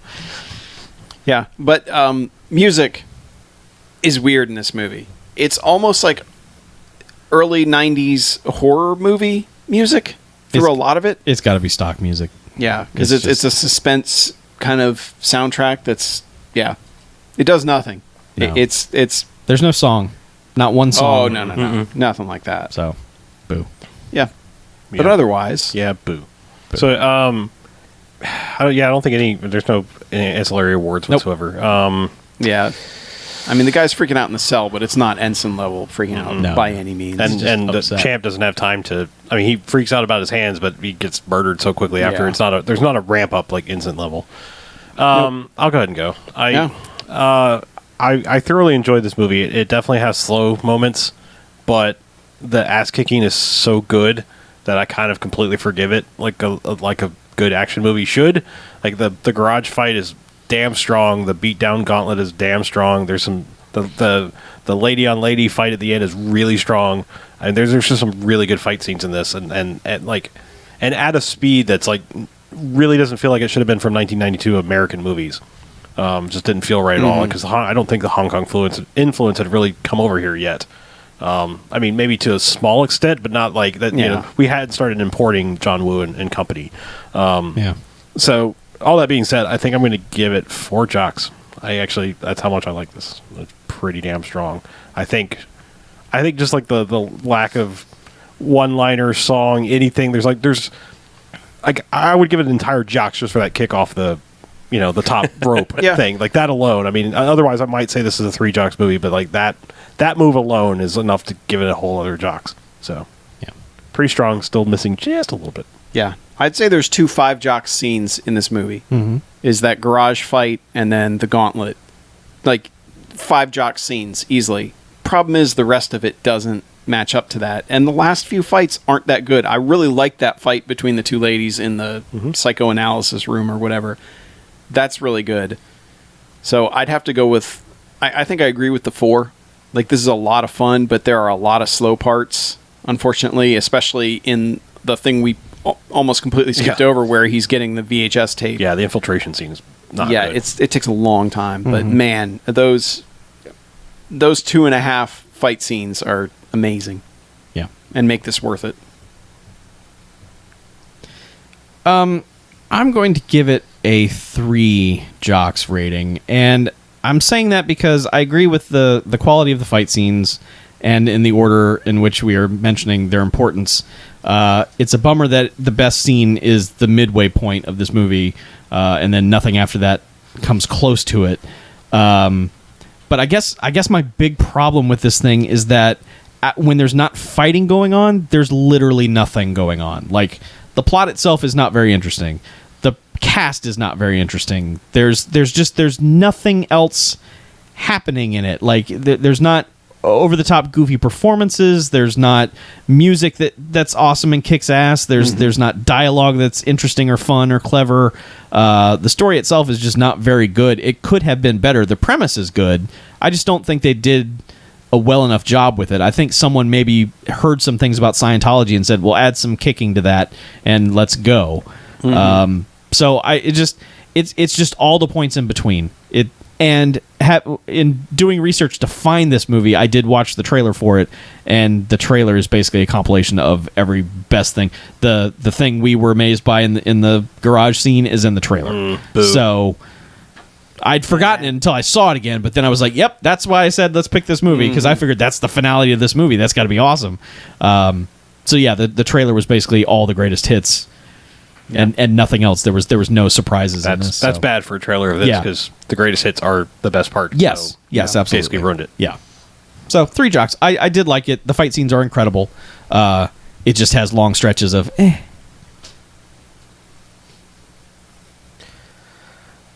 think I'm going to agree with you, Chuck. Well, okay. 3 jocks. And I can't say anything that really hasn't already been said. The plot is kind of strange. Like, I understand that she's trying to take over, but I don't know what she's really going for. I don't know the plan, don't know the end game, except for take over the fiefdom of Eastgate, whatever. So you didn't read Dianetics, and that's why you don't know. Dianetics Jr. Yeah. Much better than Krishna. So yeah, I don't know if she was gonna, bring about the second coming of Vishnu or the Xenu, Either one. or whichever strange multi-dimensional deity that she's gonna bring about. As mayor, you're not going to get that much power. Well, You'll have some. she'll have access to the mayor's office, which might have the special runes on the floor or something. You never know. You never know. You really don't. But Good they don't point. really explore any of that. Any that's of that potential amazing plot that I've just come up with for the sequel. But the fight scenes are ass kicking in all the right ways. I really, really liked that office fight between not Cynthia Rothrock and Dr. Feelgood. I don't remember. I have completely blanked on their names. It's fine. But I really liked that fight. That was probably, I would say that's my second favorite fight in the movie, compared or just behind the garage ass kicking tour de force. Yep. That's a really good one. It's brutal, but as good as the fight scenes are, the rest of it drags it down. 3 jocks.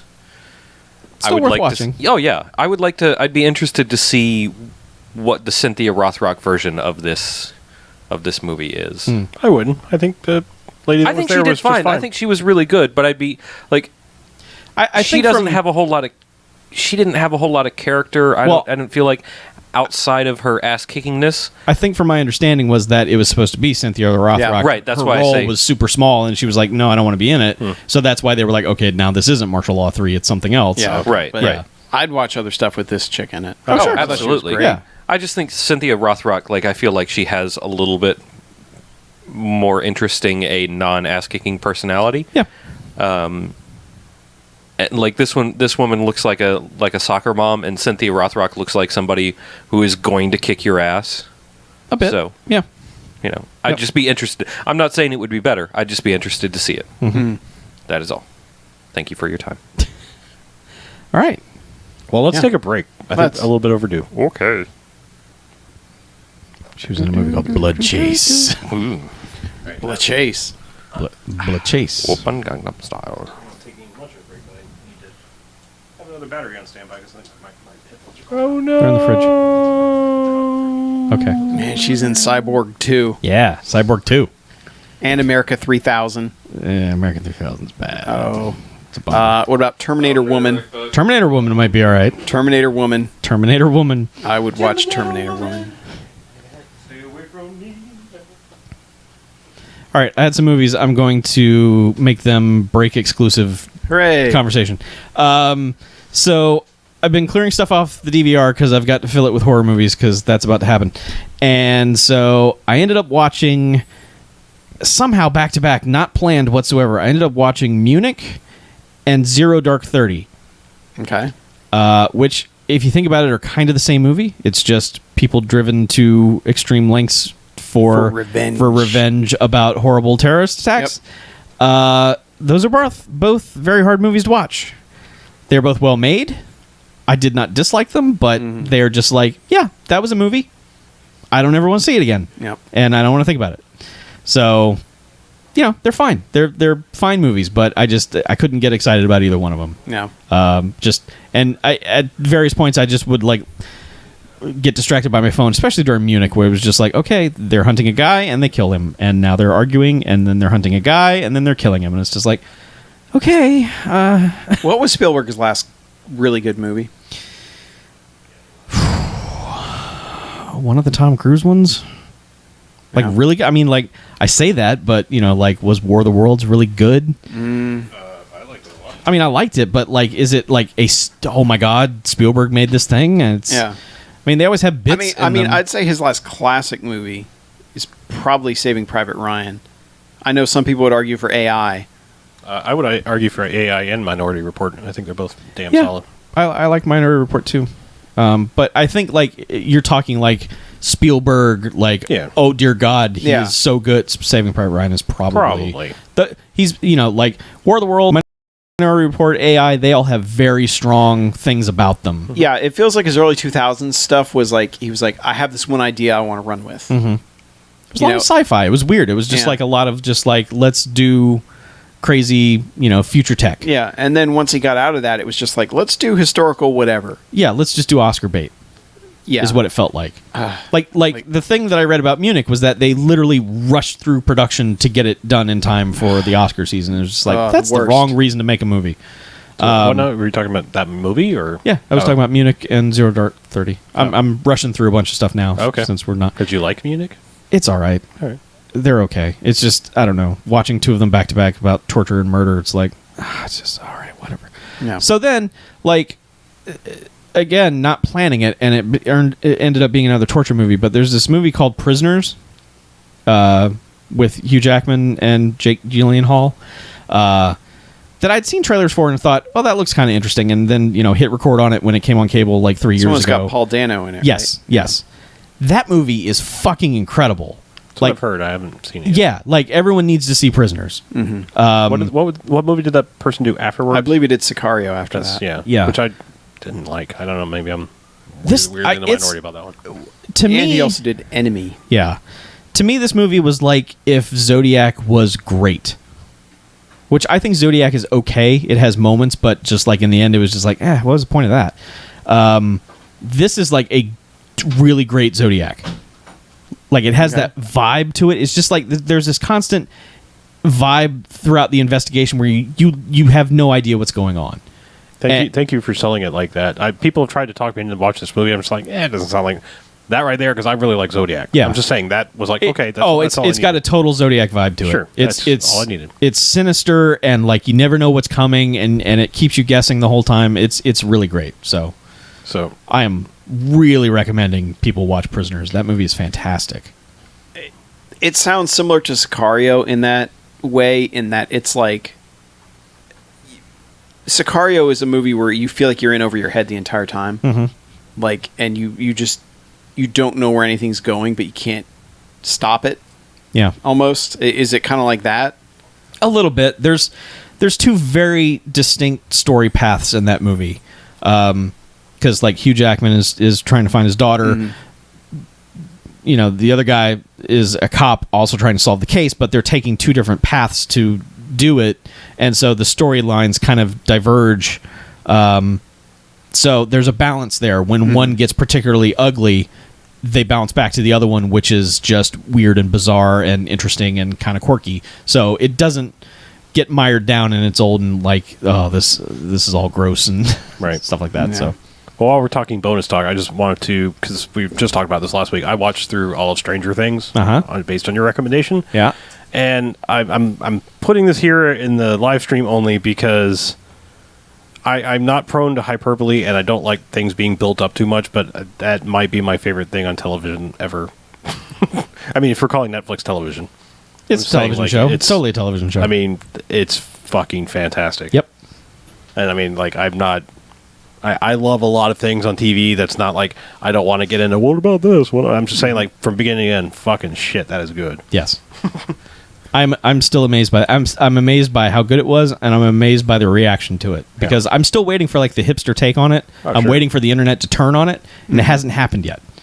So Yeah. Well, people at work told my wife we need to watch it, so I guess I'm in. Yeah. Because I was kind of like, that's not really her thing. Like she's one of those weird people who doesn't have much nostalgia for the '80s at all. You don't have It's to. not built on that at all. Like, I not know. like some things, but it's just a setting. Okay. It's a very accurate setting. Yeah. I mean, like if you are a fan of that stuff, it enhances it, but it's still telling an amazing Okay. story. yeah. Here's basically what you said, but I kind of cribbed it down to this. Imagine John Carpenter approached Stephen King in 1983 to adapt one of his books, went through a whole bunch of production on it, and then stopped, and ultimately Steven Spielberg took the helm and actually directed it. Yes. But somehow left the music and kind of the eeriness of a John Carpenter thing behind. Like, there was storyboards and settings and casting, and Yep. but Spielberg came in and said, like, I'm putting my take on it. I was like, Yep. I've sold somebody on that. I was like, there you go. Yeah. Just imagine that. Yep. That lost gem coming out of nowhere.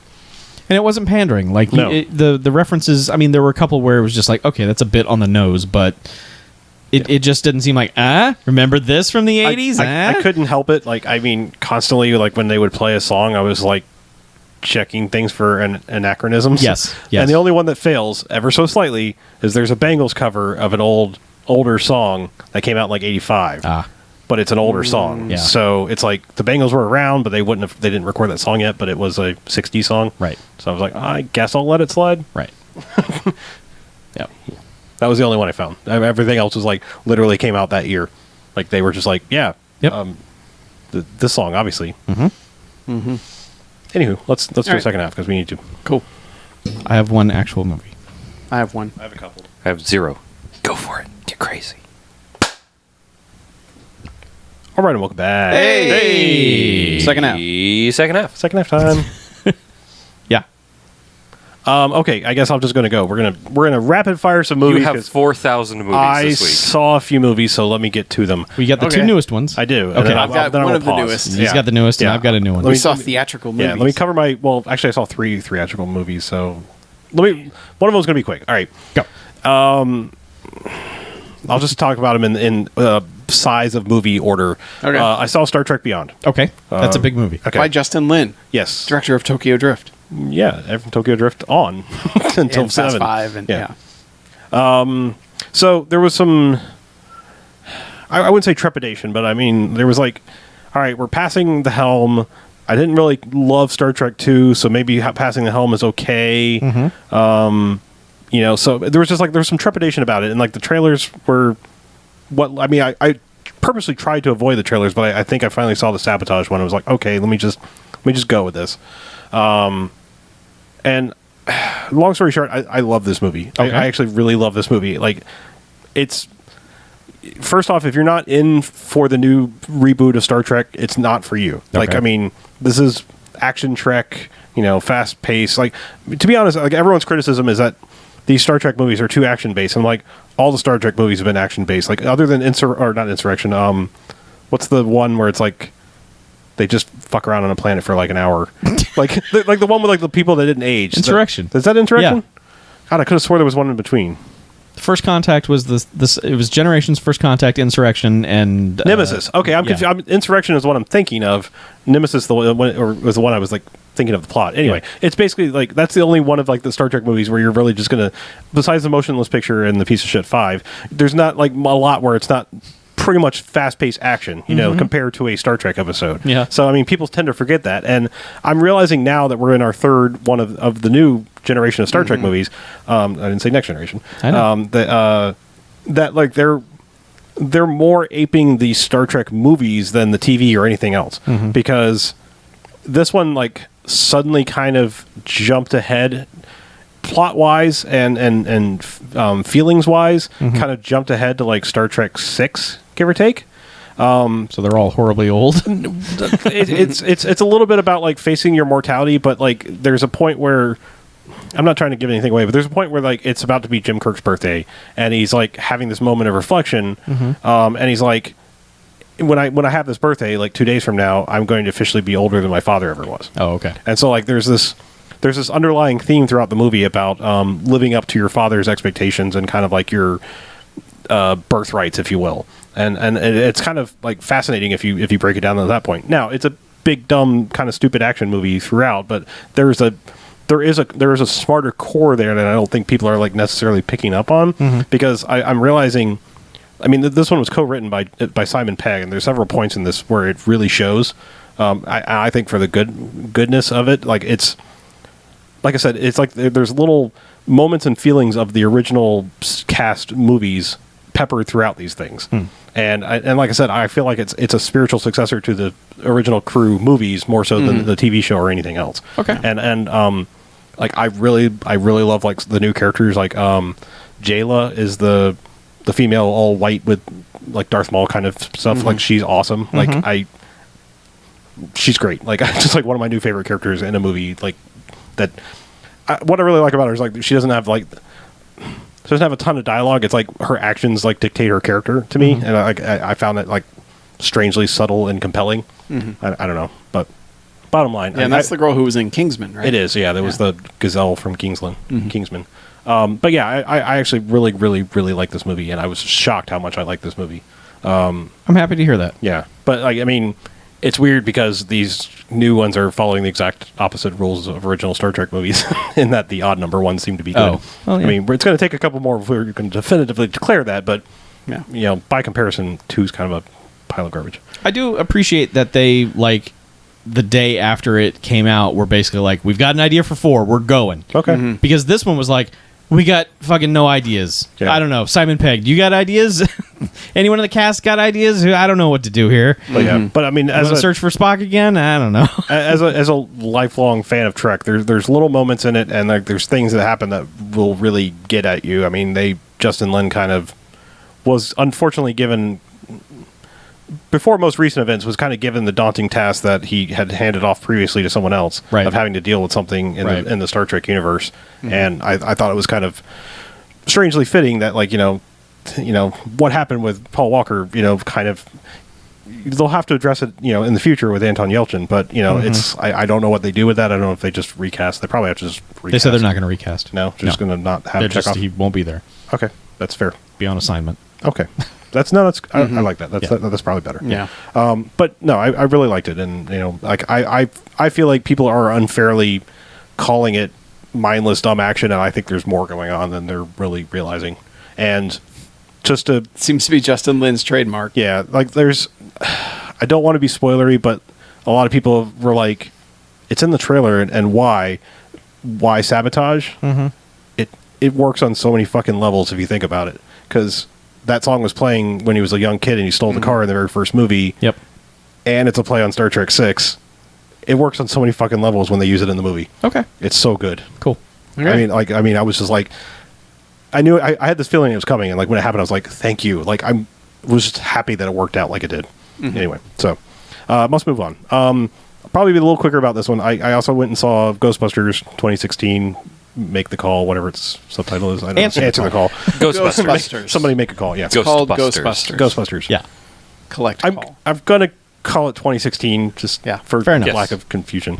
Okay, so my expectations probably couldn't have been lower for this movie for my own reasons, like not really liking Paul Feig, not being a fan. You don't like Feig or Weeg? Well, I flipped my week a little bit. We've established this, that like when I think that like I really like Kristen Wiig when she's doing kind of more of the straight man routine. Like I don't like her when she's trying to be too broad, not in the woman sense. Just like the broad comedy, like making goofy faces. Like to me, that's When she's doing her Target routine on SNL, she's a bit... yeah. So like right off, I was like, okay, well, she's the least funny skit ever. Yeah, she's It's basically funny once. Nope, not even once. Sorry. but she's basically the straight man of the team. She's the one played closest to the vest as far as personality wise. So I liked her fine, and I truth be told, this is honestly the second full Melissa McCarthy movie I've ever seen in my entire life. So, like, I never liked her, but I've kind of actively avoided her. Okay. So, I didn't dislike it, but I don't think I quite loved it on, like, the level perhaps you did. So, I mean... That's fine. You're just the worst person now. Probably. What I'm saying is... Go to like, hell. I had nowhere to go but up, but... Sure. I did go up from my original opinion, but not very far. Like, At least you can say you saw it and you weren't crazy about Right. it, as Well, opposed to most of the internet at this point. It has nothing to do with them being women, obviously. It has nothing to do with it being a different plot. Obviously, it needed to be, because why would I watch the same movie again? And it has most to do with attempting to plug into our childhood. Like, the cameos of original cast members are so fucking ham-fisted and bad. Like, just bad. Bad. Like, it's just like, I was like, I kind of wished that they just had never asked any of them to have anything to do with it and just stood on their own. And there were subtle throwback callbacks to the original that were really good. Yes. But like, when they were like, hey, here's an actor that was in the original not being them and just being kind of wacky, and God, especially fucking Dan Aykroyd's part. It's just like, it's bad. Like, it's ham-fisted and bad. I thought Dan Aykroyd's was one of the least offensive, because it didn't go on as long and wasn't as hey, here's an actor. I mean, it was But his lines were the worst. Like, I mean, it was quick. It was mercifully quick. I liked the last, like, his last line, basically. I thought that was pretty good. Now, I mean, because it's the internet, I thought Annie Potts was good. That wasn't bad, but like, I mean, I honestly had that moment where there was a character that obviously was supposed to be Rick Moranis, but Rick Moranis is off being Rick Moranis and living Rick Moranis' life. That obviously was supposed to be him, and it wasn't. And for a second, I was like, "Holy shit! Has it been so long? And does he look that different?" Like, and it was like, no, He doesn't. Which character? the dean of the shit school they leave was obviously supposed to be Rick Moranis. Oh, okay. So obviously, but I mean, they even like gave him Rick Moranis' glasses. But it was like, I mean, it's like, holy shit, did he kind of get pudgy and like his face change? Because that happens sometimes. Like, you don't see somebody for a while and like they've aged and their like bones have almost moved or something. It's like, you don't look like that person at all anymore. But it's not him at all. But what was it? There was something I was going to say. Okay, so everyone loves Holtzman. I don't have a problem with her. I think she was probably the best part of the movie. I will, however, I just have to say, because it's the internet and we have to be negative in some way or say something snarky. I just find it funny that the internet collectively said, "We love you, Holtzman. We all embrace you. Please, like, we love everything about you, Holtzman." But the same internet doesn't like Tiny Tina, and she is Tiny Tina fucking grown up. I don't know which fucking internet you've seen that doesn't like Tiny Tina, but those people can go fuck themselves. entire I've seen internet. a lot. Yeah. I'll fight the every majority of the single internet. one of Yeah, them. People Good luck. must So stand. I'm just saying, like, well, I mean, Line up, to be fair, motherfuckers! I'm here. this is a movie podcast. Well, let me explain. Tiny Tina is a character from Borderlands 2. Just in case, she's basically 12-year-old Holtzman. So Only severely more disturbed. sure, but I mean, it's a very similar characteristic. Yeah. I thought And- she was based on a YouTube character personality as well. Well, I was Who going to ended say up voicing her eventually, but Tiny Tina. I Yeah. don't know, but I mean, my point is like, she's grown up Tiny Tina mixed with Tank Girl. Two things that the internet has collectively said, "Fuck that," and I'm like, I love these things. You So don't like Tank Girl either? right, my point is, Man, you are on the wrong internet. my point is, I love Tank Girl. I love Tiny Tina. I like Holtzman. It's just like, to me, it's like, been there, done that, just a little bit, because I've already embraced the wacky, crazy science lady. Gotcha. Like, so, like, I was like, good. It just, I think it was a little bit of like the Internet Defense Force of like, why do you like her so much? Like, let me deconstruct it a little bit, but good. Probably easily the best part of the movie. So, like I said, the whole thing, much better than I was expecting. Did not like the ham-fisted references at all. Like, really took me out of it. And honestly, like, I've already expressed my love for original Ghostbusters as like one of my top movies, but the ending part of this was, it was rough. Like, I really didn't like the action-y bits leading up. The very, very end, like the final thing was cool, but like they were kind of doing Dark Knight narrating action things as it was happening during like the big ghost shootout, if you will, that you've seen from the trailers, that I was like, oh, stop saying shit. It's not that funny. And like, you're kind of making it worse. And if you just do cool shit, just let it be cool. You don't have to like put an action movie Yeah. Matrixy shit on it. Like, I just Has that's not. Paul Feig done action before? Yeah, this is like He did Spy. Like that's what Spy would like looked like. Dumb comedy, but apparently went into like we're going to do some like Bourne shit, but with Melissa McCarthy is what I understand. So like I'm saying don't do that. Just like fucking make a movie normal. And last point, Paul Feig I believe is married to Melissa McCarthy. Am I wrong about that? I don't know. I mean, I think that's true. I believe I read that somewhere along the way. I don't know. Well, because I mean she's worked with him on just like literally IMDb to every movie I confirmed. believe. Laurie Karen No, she's is not. who he's married to. Okay, so I'm wrong. So she's just like must be his muse, like because she's been in every movie he's made, I believe. Yes. It's really weird to me because he doesn't show her in the least flattering way. Like, I mean, Or in the most flattering well, way? not like at all. Like, I mean, it's like the most. Oh. It's the least flattering way she could possibly be presented because, like, she doesn't have a standard body type, and I'm not talking about that. I'm just saying, like, the way they show her and stuff in the movie. I'm like, this is weird because, like, I mean, I thought it was his wife, but apparently it's just like longtime collaborator. It's just strange because I'm like, you guys, I feel like you should put your actress in a better light if you're going to work with her all the time. Is all I'm saying. Like, they just didn't do any. Like, I don't feel like they do her any favors. Like, because the little bit of like falling down, haha, fat girl fall down bits annoy me. Is all I'm saying. Yeah. So I don't know. Like I said, better than I thought. Maybe but she just likes doing physical comedy. sure. I think she does, judging by what I've seen of her on SNL as well. She likes physical Yeah. comedy. I don't think she's that good at it, but No. Wow.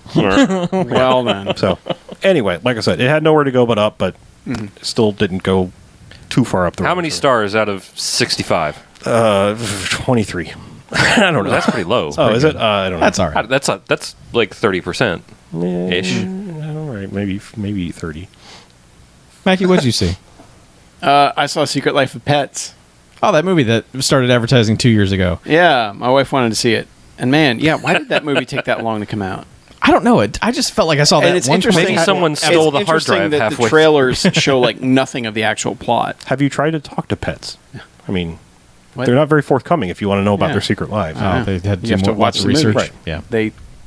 They get into that kind of. But yeah, they probably didn't tell you much about the plot in the trailers because it's mostly Toy Story. Oh, So Cool. yeah, that makes sense. there's a couple inspired character designs, like one pig that had been owned by a tattoo parlor that everyone practiced on. So that's a pretty cool looking character. Oh. But in general, it's one of those. It's weird that Louis C.K. is the main character in an animated film That does sound weird. because you just keep expecting him to swear at some point at some of the stuff that's going on, Yeah. and just never even gets close to that. And Kevin Hart is good doing his Kevin Hart thing. It works pretty well for this one. But yeah, it's kind of what you expect that, like as far as once you know what that movie is, it's kind of what you expect that movie to be. Right. It's just weird. Like, there's only a few recognizable voices in it. Like, apparently there's people like Eric Stone Street, I should probably know because he's been on Modern Family, but I didn't recognize him, and he's one of the two main characters. Oh, okay. You know? Is he the guy from Workaholics? No. No. He's No. the football coach, gay guy. Oh, that's his name? Okay. I never realized Yeah. it was his Yeah. actual name. But the yeah, names blow by so fast on Modern Family Yeah. that anybody except Ed O'Neill, you're like, who's that? yeah. Yeah, but like Ellie Kemper and Jenny Slate and Albert Brooks are in it. I recognized Albert Brooks. So did- Dana Carvey even has a Did voice Jenny in it. Slate curse in the movie? Nope. Sorry. Yeah. There's an SNL trivia bit Yeah. for you. Yep. But yeah, but it's a lot of people. Like, I didn't know who any of them were, like just by hearing it, which I like because like I think back to stuff like way back when, like Ants, where they're like, it's got everybody's voice you recognize because they're celebrities, Yeah. and it's like I like that this one wasn't like that, but I'm already forgetting. Well, a lot Ants of what was happened fucking in- doomed because Bug's Life came out Yeah, the same I year. know. So much better. Yeah, I know, but like for a while there, it was like all the movies were like, all right, just hire all the celebrities to be every character. Yeah, it was like Will Smith and Robert De Niro were doing all the animated movies. And you're like, why? yeah, Yeah. yeah. At Oh, least yeah. this one Osmosis is. Jones. So good. No. Ooh. Yeah, but even more modern ones have been like I don't like when I can recognize the celebrity that's Yeah. speaking in the movie. And Louis C.K. doesn't necessarily sound like Louis C.K. because he's not getting angry and swearing all the time. And That does make sense. But yeah, I'm already forgetting a lot of what happened in it. So That sounds pretty good. You know, but it was, it's cute. You know, it's cute. There's some fun character designs in it, but, you know, you've probably seen it. I have seen Toy Story. Yeah, it's one of those type of animated movies. All right. So I saw one more thing in the theater. Okay, go ahead. I went and saw Batman: The Killing Joke. I've heard some controversial stuff about that. All right. Well, okay. Let me back up and start from the beginning. I've never been to a Fathom event before. Oh, okay. This was my first Fathom event. It's one of those. I can't fathom going to one. Well, because basically, like it's a strange thing. I kind of at this point was like, look, I've watched DC animated movies and things from the very beginning, like just once. You know, these don't go to the theater. I'm going to show that I like them doing a big one, and I'm going to show, you know, kind of give you my money. And man, the theater was full because like it was like a one night. I think they had a couple showings, but like the very next day it was like coming out on DVD and Blu-ray. So it was really like a, hey, come see it on the big screen and show your support. And right. They showed some extra shit before and after the movie. So, so if you're not familiar with the graphic novel, basically they add in about a half hour or so of build-up story that's not part of the original story at all. And I think I don't know if that's where they're getting controversy or if it's just like people didn't know what happened in the actual graphic novel kind of thing. No, it's the build-up part. Okay, well, I will say to that end, and man, this is going to sound like weird and terrible, but I mean, go with me if you will for a second. If you're aware, I'm going to try to stay as spoiler-free as possible. If you know the events of The Killing Joke and what happens to Barbara Gordon, then the events in the first half almost make sense because for the worst reasons, like because the entire point of The Killing Joke is about how intrinsically linked Batman and the Joker are, how they cannot exist without each other, kind of thing, and in a weird sort of way, despite any previous need for it, what happens ties them together in a weird sort of way, and in a weird but possibly gross kind of way. So I'm just going to say that. Okay. But it's important, I think, because the entire first part, the impact of the Killing Joke was based upon the fact that you already know these characters. But if you're kind of watching this movie sort of divorced from all that, then you need some extra attachment to Barbara Gordon before the awful things happen to her and her father and everything else that happens in The Killing Joke, because Alan Moore is a twisted fuck. Yep, in a good way. Like, we need twisted fucks like Alan Moore.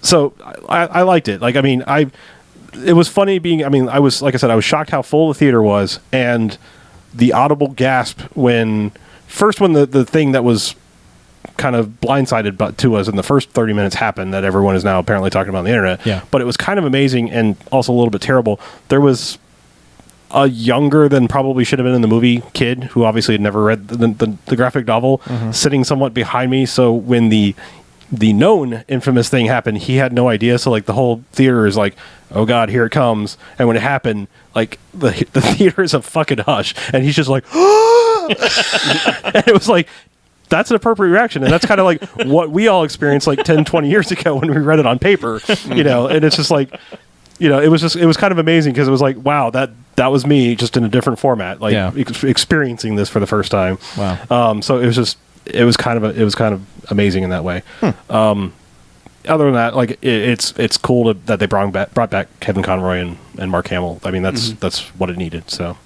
It makes it Batman. It's weird because I've been binge watching the animated series with the same voices, and it's like to suddenly see a R-rated Batman thing with the same voices is a little weird and off-putting, but but good. I mean, I liked it. I'm not gonna necessarily defend what happens in the first 3 minutes, but I totally see where they were going for in a narrative standpoint. So yeah, cool. Speaking of Batman, all right, real quick. Okay, I watched the super extended Batman versus Superman movie. Really? Yeah.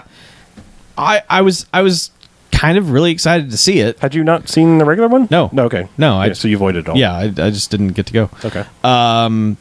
So not being a comic book person, I don't quite get the furious anger against that movie, which there is a lot of. I know people hate Zack Snyder. I get that. Having never seen Sucker Punch, I don't get specifically what it is. I mean, I've liked Watchmen.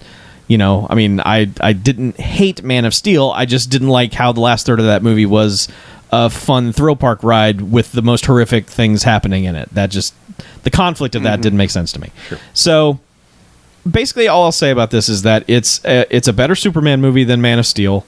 It's not a very good Batman movie, although I like Ben Affleck's Batman. The problem is that Batman in this movie is an asshole, and there's no reason why. They never explain why Batman is just a fucking dick. The only real explanation for it is that Gotham is just a fucking shithole, and Metropolis is right across the bay, fucking laughing at them the whole time. Fucking thing ever is like, and like running up the score against them in football games, and just like we're Metropolis, we are the dopest city ever, and you're Gotham, you're a fucking toilet.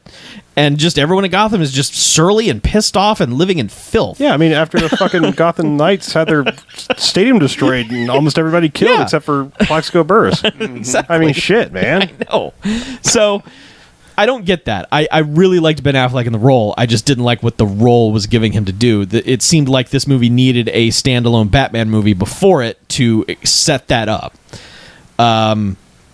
But Especially since apparently it's not in the Nolan universe at all. yeah, no. And I get that. I mean, I was piecing it together like, okay, this Batman existed but didn't, although it's really funny that people right across the bay have no idea who Batman is. That's the dumbest. I mean, I gotta say, like, on a comic book standpoint, that's the dumbest fucking thing, and the pigeonhole they've put themselves in, because it's like, you know, if you think it's bad in the Marvel universe, it's like, how come Thor doesn't just come help every time? Right. You know, it's like they're both a fucking. They both have flying capability via actual flying or jumping a jet. Yep. And they're 2 minutes away. I know. Yeah, and this movie's reliance on cable news, like they're constantly showing cable news to explain the events of the world. The cable news people would have told other cities about Batman. Everyone would know who Batman is. But anyway, I think the most egregious thing about this movie, and it's kind of a statement on our times, but also kind of the most ridiculous thing I've ever seen, is that after 18 months of being on this planet, America's been like, Superman's kind of a dick, right? Like, we don't need that guy. Fuck that guy. 18 months! He's been here saving kittens and putting out fires, and everyone's like, you know what, really, that guy needs some accountability. Fuck him. Like, what kind of shithole country have we turned into where people are like, yeah, Superman's saving lives. Fuck him. Who does he think he is? They read the old 60s comics. It's just... Superman's a dick.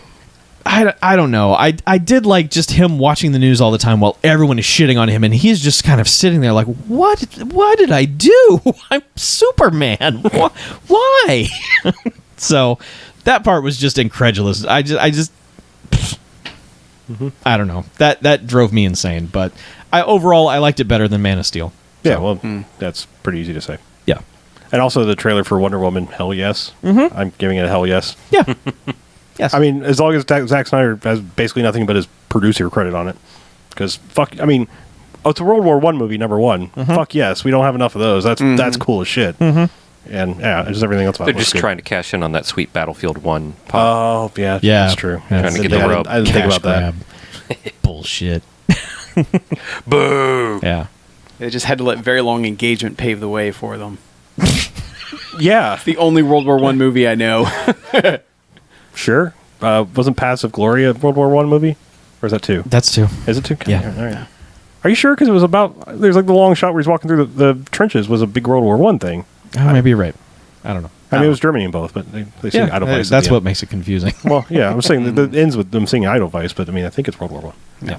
All right, maybe you're right. One last thing, just while we're talking about DC stuff for just half a second, I did notice something, and it occurred to me while watching the trailer for Wonder Woman, where the shit that Gal Gadot got for being cast as Wonder Woman for anybody saw her in costume, it's a statement on our society where, like, how come nobody said that shit about Chris Evans, Robert Downey Jr., of like, he's skinny, he doesn't look anything like a superhero. It's like, they can work out too. Yep. Ladies can work out and get muscles too.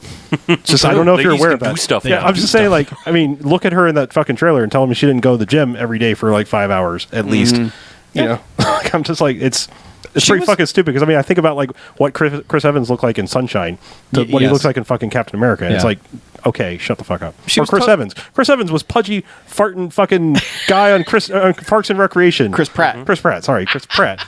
You know, like I mean, he was fucking Melissa McCarthy falling down because he's the fat guy throughout most of Parks and Recreation until he went to the gym.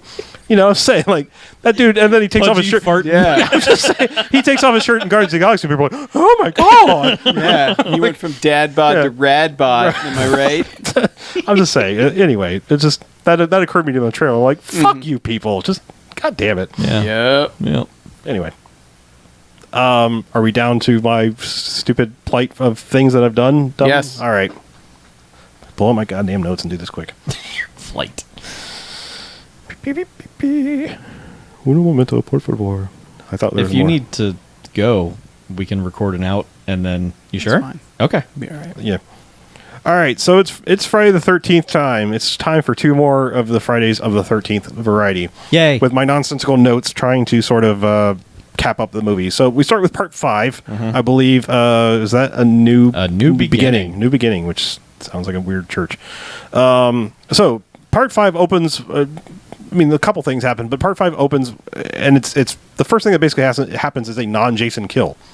Yep. Because young Tommy, now not so young from the last one, who brutally murdered Jason, is coming out of a nut house, as you would expect, and it's, I give or take, 6, 7, 8 years later, because he was probably about 12. Now he's supposed to be 17, 18. He's coming out of a nut house to come like live in this halfway house, which just so happens to be out in the middle of the fucking woods. So there's some people here with possible, questionable mental sanity staying here, and one of them flips out at this other one and murders him with an axe. So it's like, oh, well, that's interesting. I don't think we've had a non-Jason kill in any of these. Pretty much no. My next notes are rabbit scare number 1, followed by cat scare number 2. Nice. So Nice. I'm keeping a tally. Okay.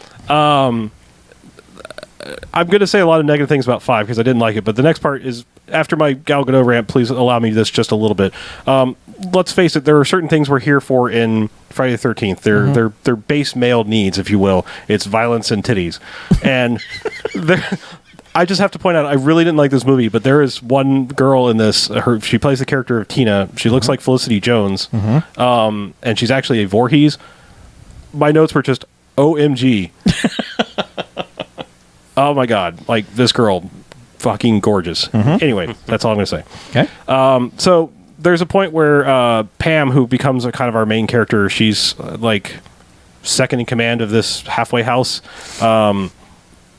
Things happen and she becomes one of the last survivors, and there's this little kid named Reggie. There's a point where Jason now officially, like this is the first time that Jason officially has teleportation powers, because they knock down Jason in a house and go running off in the woods, and somehow Jason not only gets ahead of them, but is like already set up one of his like body scares where like, I've killed somebody and haha, ta-da, kind of thing. It's like, no, like there's no way. We were like, it's like almost one take as we're watching them run through the woods.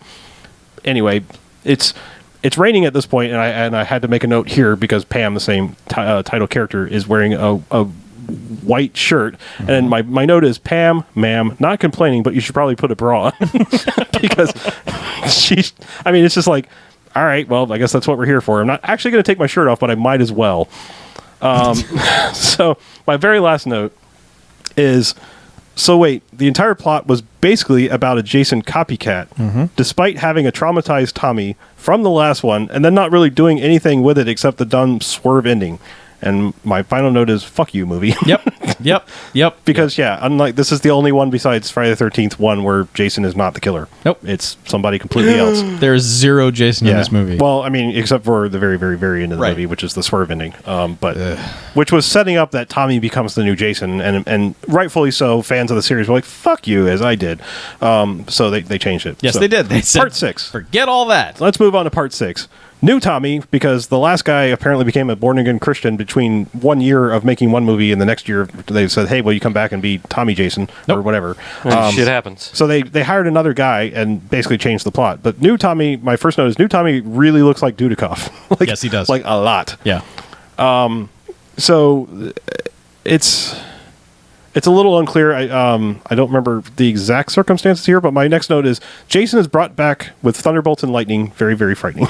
Because there's a point where they go to Jason's grave and are trying to dig it up, and something happens where like metal gets lodged in him and lightning strikes it and brings Jason back to life. Well, he and Horshack from Welcome Back Kotter go out there. That's and what it was. He's like, I gotta know. Tommy's like, I gotta fucking burn him to a crisp to get over this shit, and he stabs him with a fence post. Was it actually Rorschach or just a guy that looked like? No, that was him. Oh, okay. Yeah, no, it's totally him. All right.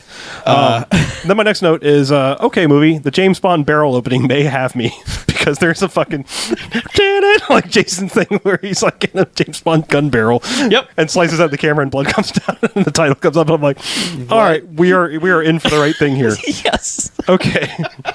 So my next note is, oh no, the bad guy from Ghost has the tiniest gun ever and he's dead.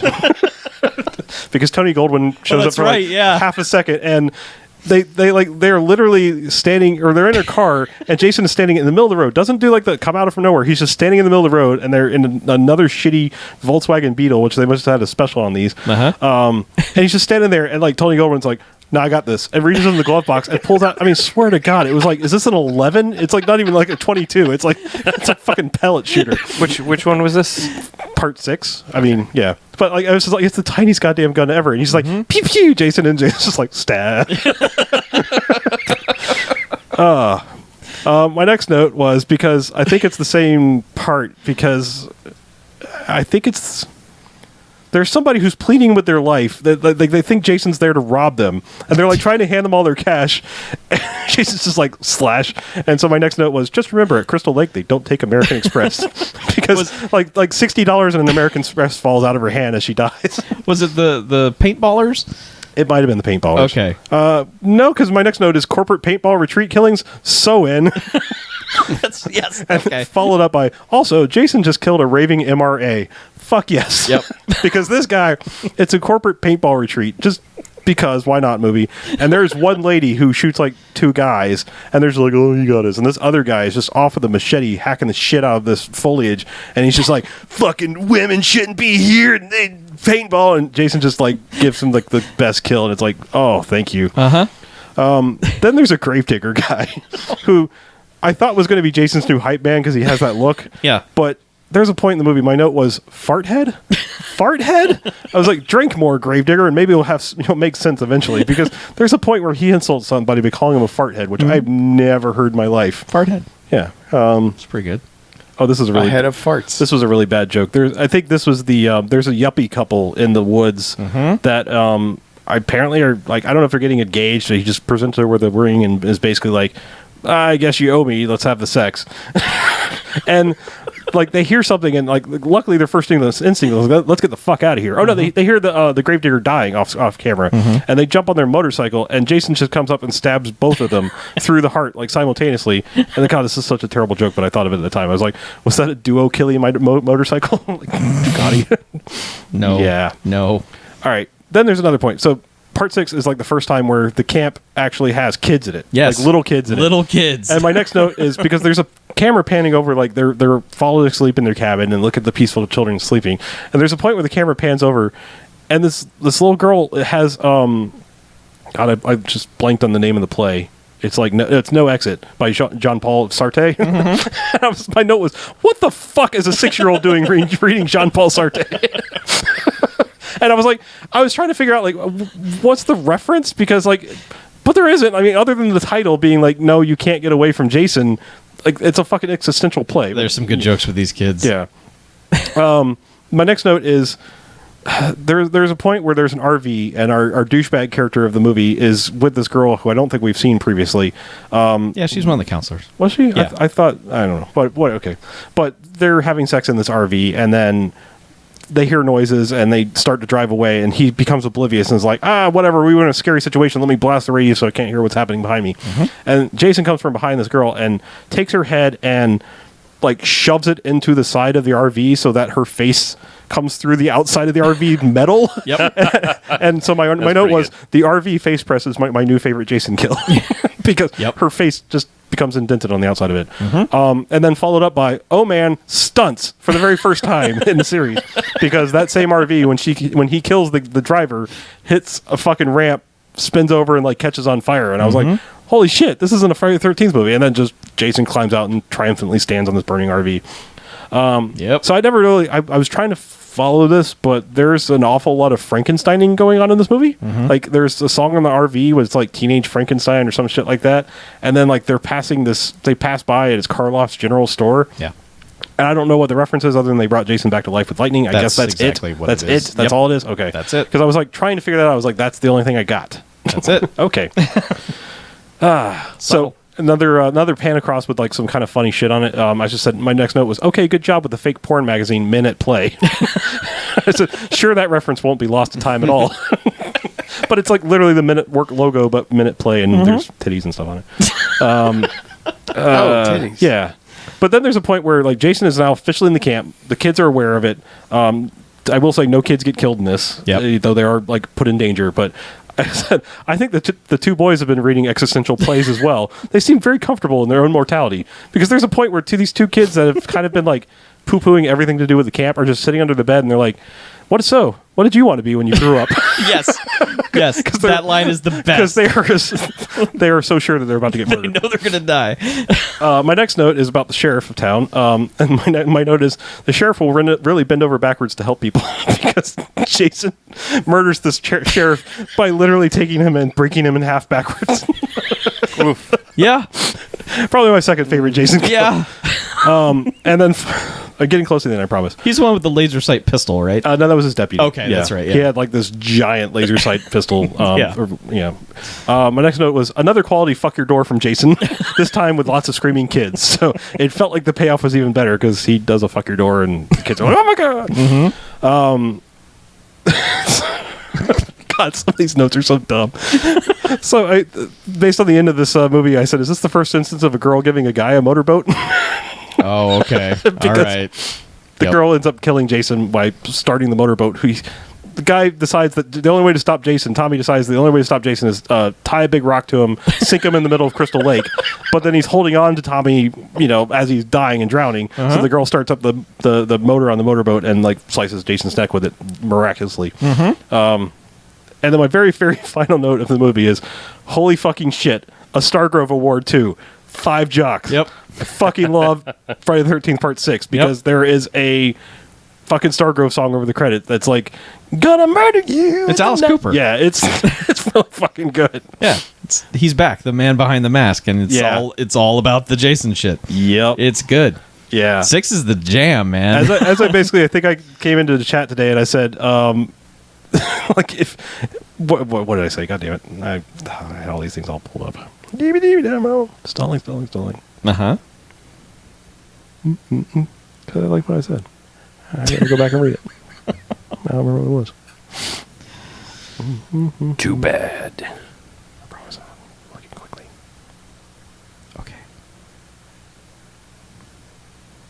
Okay, my exact wording was, I'm here to report that if you only ever watch one Friday the 13th movie in your life, you made poor choices if it's not Part 6. Unlike Leonard, it's good. Yep. Yeah. Part 6 fucking rules. 6 is the jam, I'm telling you. I bet, do they get better or worse? I mean, you don't have to tell me. I'm just like, again, the even number ones are pretty fucking awesome, and the odd number ones are pretty fucking terrible. They've entered a new territory now. They're gonna they're gonna be gimmicky and all right. do. So 6 might just be like that's the crest. That's the best it's ever. 6 is when they just decided, you know what? Let's go all out and do right. something thing here. Yes. We know what people want. Yeah. Yeah, other than the Tina / Voorhees lady from the Part 5, there's like no reason to watch that one. It's really bad. Yep. But that's it. I'm done. I'm on to next ones. I believe eventually Jason is going to Manhattan. I think the second one. Part 8. Yeah, and then he goes to hell, I believe, and then space. So that's pretty much the directions in life. It does just become- Manhattan, hell, space. It's just a Jason travelogue. Yeah. Yep. So yeah, that's it. Cool. Sorry, I watched so many movies. I will try not to. No, next that's all week. right. Jerk. We'll skip the emails this week. All right. We're really long. Yeah. Again. Yeah, we started late. Yeah. It's all right, though. So, BJ, Yes. how do people find us? It's pretty easy. You just go on the internet and we're there. Oh, Cool. Yeah, it's pretty good.